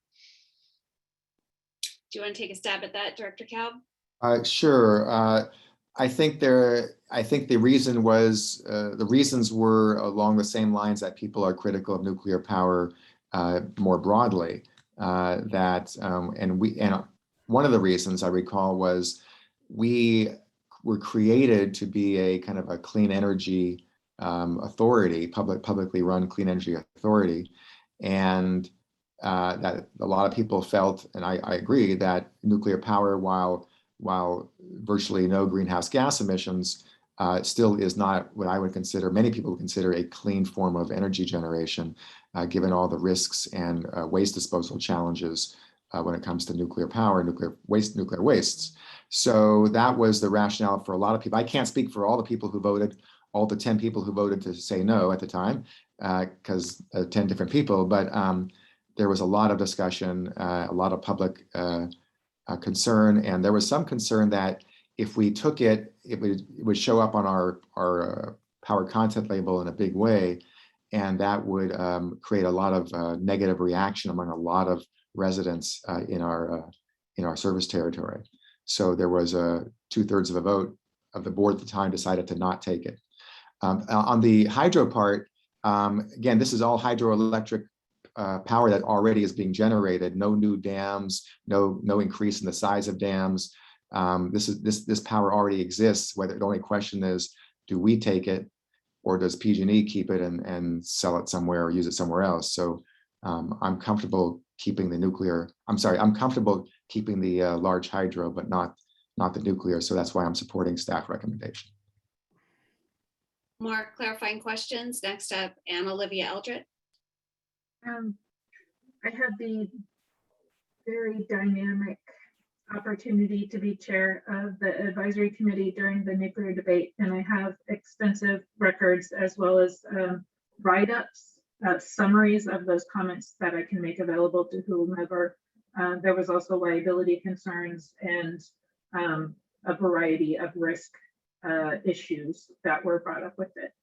So, thank you for offering that. Director Harrison. I wasn't on the board either at that time, but I followed it very closely, and I was disappointed that we accept the nuclear attributes. And I didn't think they would sell. Many other locales had decided not to accept them, such as San Francisco. So I'm very pleased now that we're not going to be doing that. I do share the concern about large hydro, but I have to agree with Director Kalb that this isn't creating new hydro. And we're not going to be taking out Hetch Hetchy anytime soon or getting rid of the dams we have. So I think given that, I have to support the idea that we would take these attributes. But I do have one question for Mr. Chassett, and that is, what does it do to our power content label when we have hydro in the mix? Does it make us look less green vis-a-vis PG&E? Because that's something I hear from a lot of my constituents, that you're not as green because you're taking these other things. Is that accurate? I mean, large hydro has not the large hydro component. I mean, PG&E has large hydro, and when we do not take the allocation of large hydro from PG&E, PG&E retains it and actually makes PG&E look more green. Yeah. Okay. Because that's just the other concern I have. So we're not disadvantaging ourselves vis-a-vis PG&E by taking it in terms of the public impression of how green we are, or the Correct. reality Yep. of how green we are. Okay, great. Yeah. Thank you both, very much. Both. Yep. Okay, Director Lopez. Yeah, I just want to, just my own personal opinion, and I mean no disrespect, but I don't think this is green. Hydroelectric power is green, and I also think that just because a dam is built, then it makes it okay. a lot of folks, and especially indigenous folks, that have been disproportionately impacted by the damming of waterways would argue that those waterways should be restored. And what will happen is that there will be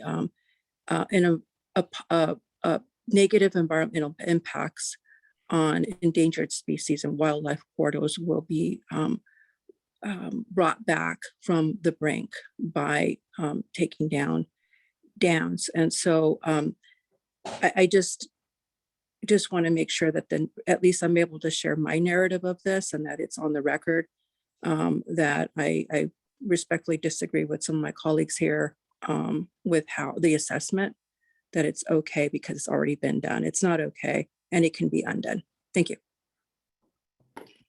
All right, so our colleagues, if there are no more clarifying questions, I want to check with our acting clerk to see if there are any public comments, specifically any speaker cards submitted for this item, and then we can recognize folks with their hands raised for 2 minutes. Yes, Madam Chair.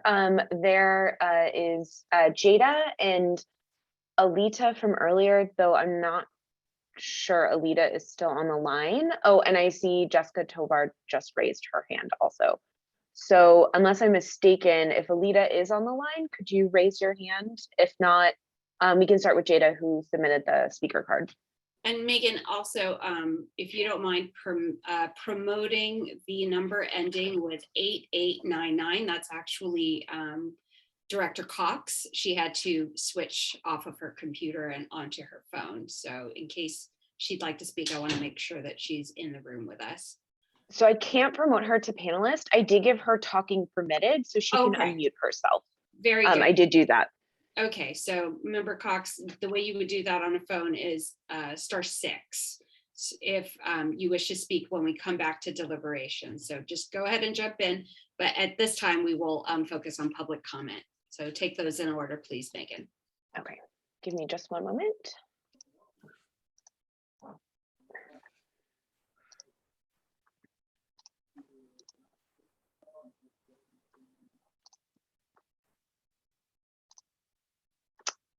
Okay, Jada, you are unmuted. Thanks, Megan. Hi, Jada Durmaz-Dogan with the Local Clean Energy Alliance. We're glad that EBC staff is proposing to reject PG&E's nuclear allocation this time. That has been our position since the nuclear allocation item was brought to the agenda for the first time.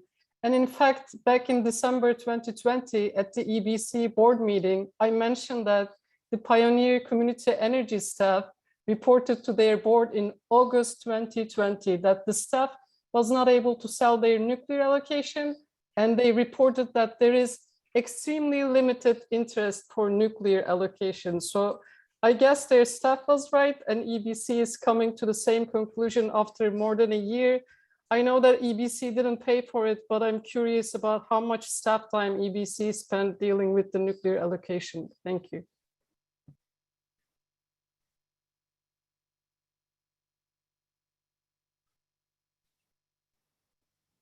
You want us to answer that question, or? Let's hear all of public comment first. Okay, Jessica, you're now unmuted. Hi, thank you very much, Jessica Tovar, East Bay Clean Power Alliance. First, I want to thank Corina Lopez for her words. Speaking to hydro, when we imagined a local clean energy agency such as East Bay Community Energy, the vision was certainly renewable energy such as solar, battery storage, and wind energy in our community. So just to reiterate that. And then second of all, I mean, there was a lot more details to this offer from PG&E of nuclear energy that we did not agree with. One of the things was that this was excess nuclear. PG&E had a heavy amount of nuclear that they wanted to get rid of. And I very deeply felt like it was a great strategy for them to just offer it to community choice programs in order to dirty our mixes. and really seeing that they were tainting the reputation of their competition. And so that was one of the arguments that I wanted to uplift. And just next time, we should really just leave the bad stuff to the bad guys who created the problem in the first place.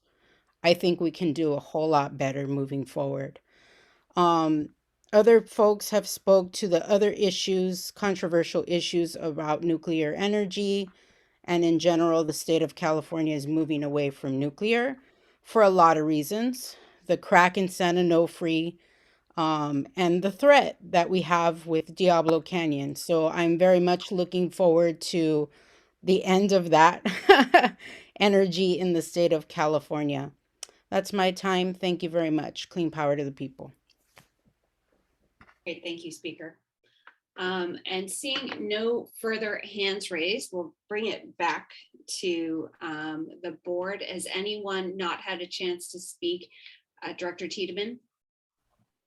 Yeah, I just wanted to say a couple comments on this. I think I'm in the minority here, but and that's fine. This is not a hill I need to die on or fight anyone on. But I think dismissing nuclear out of hand is a little short-sighted. I very serendipitously, I might not be talking as much about this as I would be, but very serendipitously today, wearing my other hat as a graduate student at UC Berkeley, I was in a talk by a professor at UC Berkeley who's also the former director of programs at ARPA-E, which is the federal level that investigates energy policy and advancements, as well as has a very impressive resume otherwise, who talked about what is the actual threat of nuclear energy and how it is honestly overblown. That there are real concerns to be had, but we talk about storage more than we need to, considering that we know how to store things, and no one is dying of nuclear waste storage, and it produces a lot less than we think, especially compared to actual pollution, which a lot of people are dying of. And the same goes for the generation of nuclear power in the events of disasters. Nuclear power plants are a lot safer than we think they are generally, and very few people overall. Yes, I'm paying my cat tax as well, Chair. Thank you. To lighten a very serious issue. Very few people died from nuclear power plant disasters, whereas people are dying every day from air pollution and climate change. And I think it's important to remember that EBC is really founded to avert the worst effects of climate change and make our energy profile cleaner.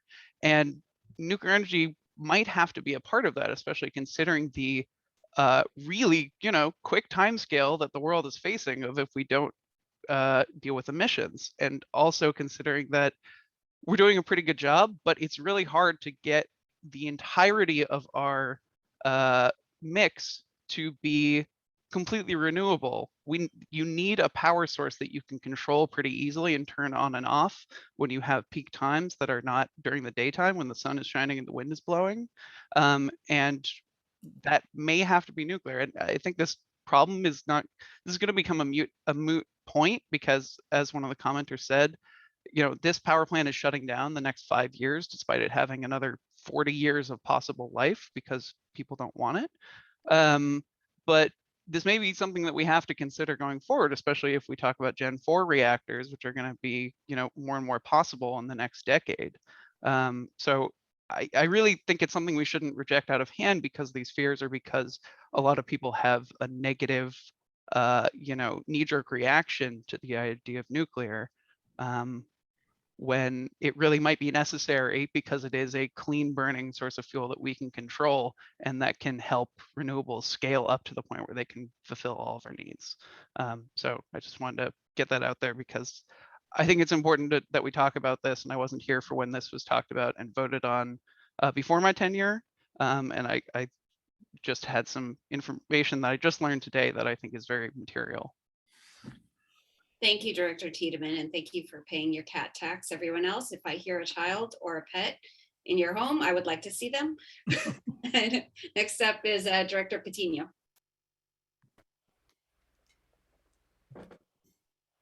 Hello, can you hear me? Yes. Okay. Okay, no, I just wanted to reiterate what I remember 3 years ago when I first started on this board. I remember that Director Kalb was chair, and we did discuss the allotment, and we decided not to take the nuclear, but to take the hydro, and that was Director Kalb gave us a very good synopsis of the thinking back then. So. Yeah, I concur with what he said, and I'd be okay with the recommendation. Very good. Thank you, Director Patino. And if there are no other comments, go ahead, Director Hannon. Yes, thank you. First of all, I want to commend Board Member Tiedemann. I agreed with everything he said. I was one of the 5 cities that voted to maintain the nuclear power back in that day. But I don't, and correct me if I'm wrong, I don't think this motion is asking whether or not we want to keep our nuclear power component, because I think we as a board have already voted against that. Am I wrong in that assessment? The recommendation is not to take. Right, it's simply to take the hydro. Isn't that what my understanding is? Correct. Okay, thank you. There's no motion yet. So. Okay, I just wanted to clarify that. Thank you. Yeah, I already made a motion to accept the staff recommendation. My apologies. I missed that. Did anyone second? Is there a second on? Second. I'll second motion. Oh, great. So that was many seconds. So we've got a motion from Director Kalb and a second from Kate. Did you do that? Yes, thank you. Second from Director Harrison. I just want to put in my 2 cents before we vote. I want to align myself with comments made by Director Lopez about the damage that large hydro can and has done to communities, to Native populations, to people who are still here living with the after effects of their land being taken and then being misused.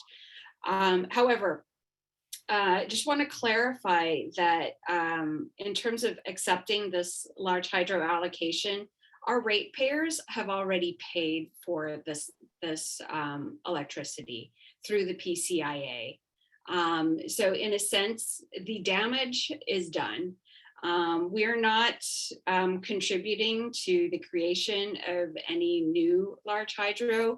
We are simply taking the allocation and being able to use the renewable aspects of this electricity rather than just leaving it with PG&E. So it's a complex issue. I think we should absolutely hear what folks have to say about the damage that large hydro has done to communities. But in terms of taking this allocation, I'm in favor of the motion tonight. So with that, I will go ahead and allow our clerk to please call the roll. City of Albany. Abstain. City of Livermore. Yes. City of Piedmont. Yes. City of San Leandro. No. City of Tracy. Yes. City of Oakland. Aye. City of Emeryville. Yes. City of Hayward. Aye. City of Union City. Aye. City of Berkeley. Yes. City of Pleasanton. Yes. City of Fremont. Yes. Okay, great. And then Can you hear again, me? yeah, Yeah, yes. we heard you, Teresa. Thank you. Thank you. And Director Hernandez has left the meeting. And then lastly, City of Newark. Yes. Okay. That ends the voting on item 12. Thank you, Megan. That will bring us to item 13. Are there any board member or staff announcements, including a request to place items on future agendas? Anna Olivia Eldred. Thank you, Chair. So last month I made a very awkward middle of a meeting appearance asking you to fill out a survey. I am also finishing my master's degree at Vermont Law. This is a program that I started because of EBCE, and I am focusing on energy law and policy because of this group. So my thesis is to create a group of educational materials, a body of work specifically targeted to CCA board members and community advisory members to help folks get up on the different issues that we face every day, and to know what kinds of questions to ask about things as they come before us. I sent it back out to staff, but again, we've had a little complication with that this time, so I'll just ask them again to please send that out. It will be really helpful if you fill it out. It is going out to the other CCAs in the state of California. Staff is again encouraged to fill out that survey as well, so we can hear from them what they think we should know, which I think would be helpful. And thank you to the chair and the other person from this body that filled it out, but only 2 board members have filled out the survey. So please do fill this out.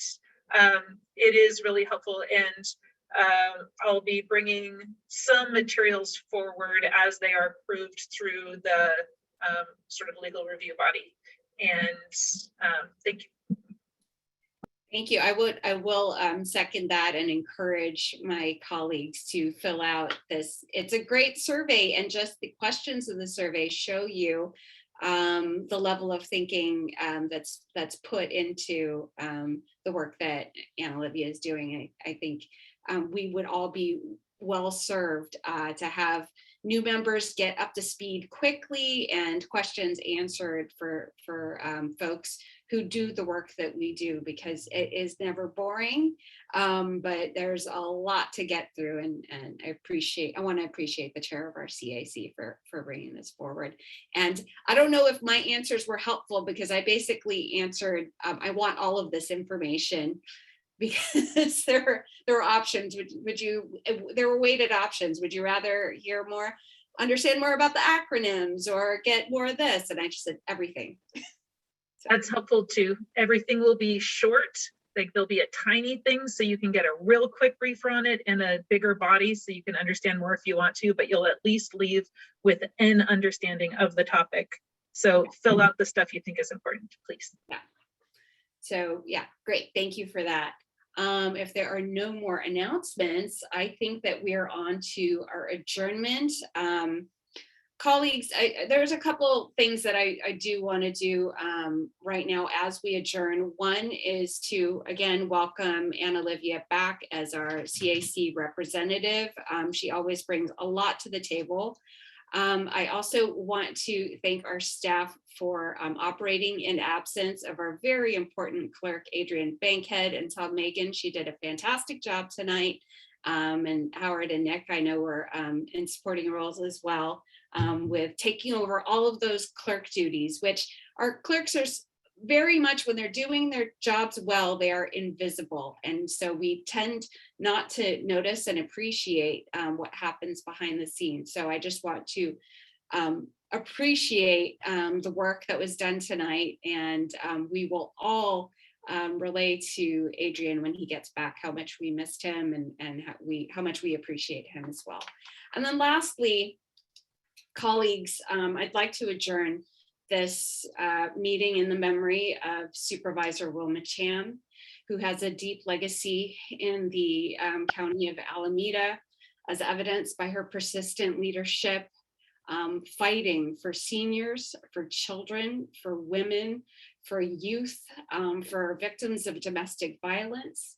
Her many years of leadership, she served with distinction in the California State Assembly, and she was the first Asian American to serve as majority leader. We lost Supervisor Chan to traffic violence a couple of weeks ago. And it's absolutely devastating for those of us who knew her or were familiar with her work, and her absence is felt very, very deeply. She will be deeply missed. And on behalf of East Bay Community Energy, I do want to extend our condolences to her friends, her family, her staff, and all who will miss her. So with that, I just want to take a quick moment of silence before we adjourn in her memory.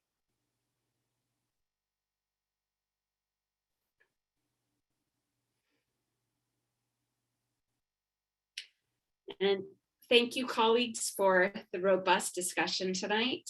May we all take Supervisor Chan's memory with us and continue to be inspired in the work that we do for our communities as public servants. So thank you all and good evening. Thank you. Good night. Thank you for the cats.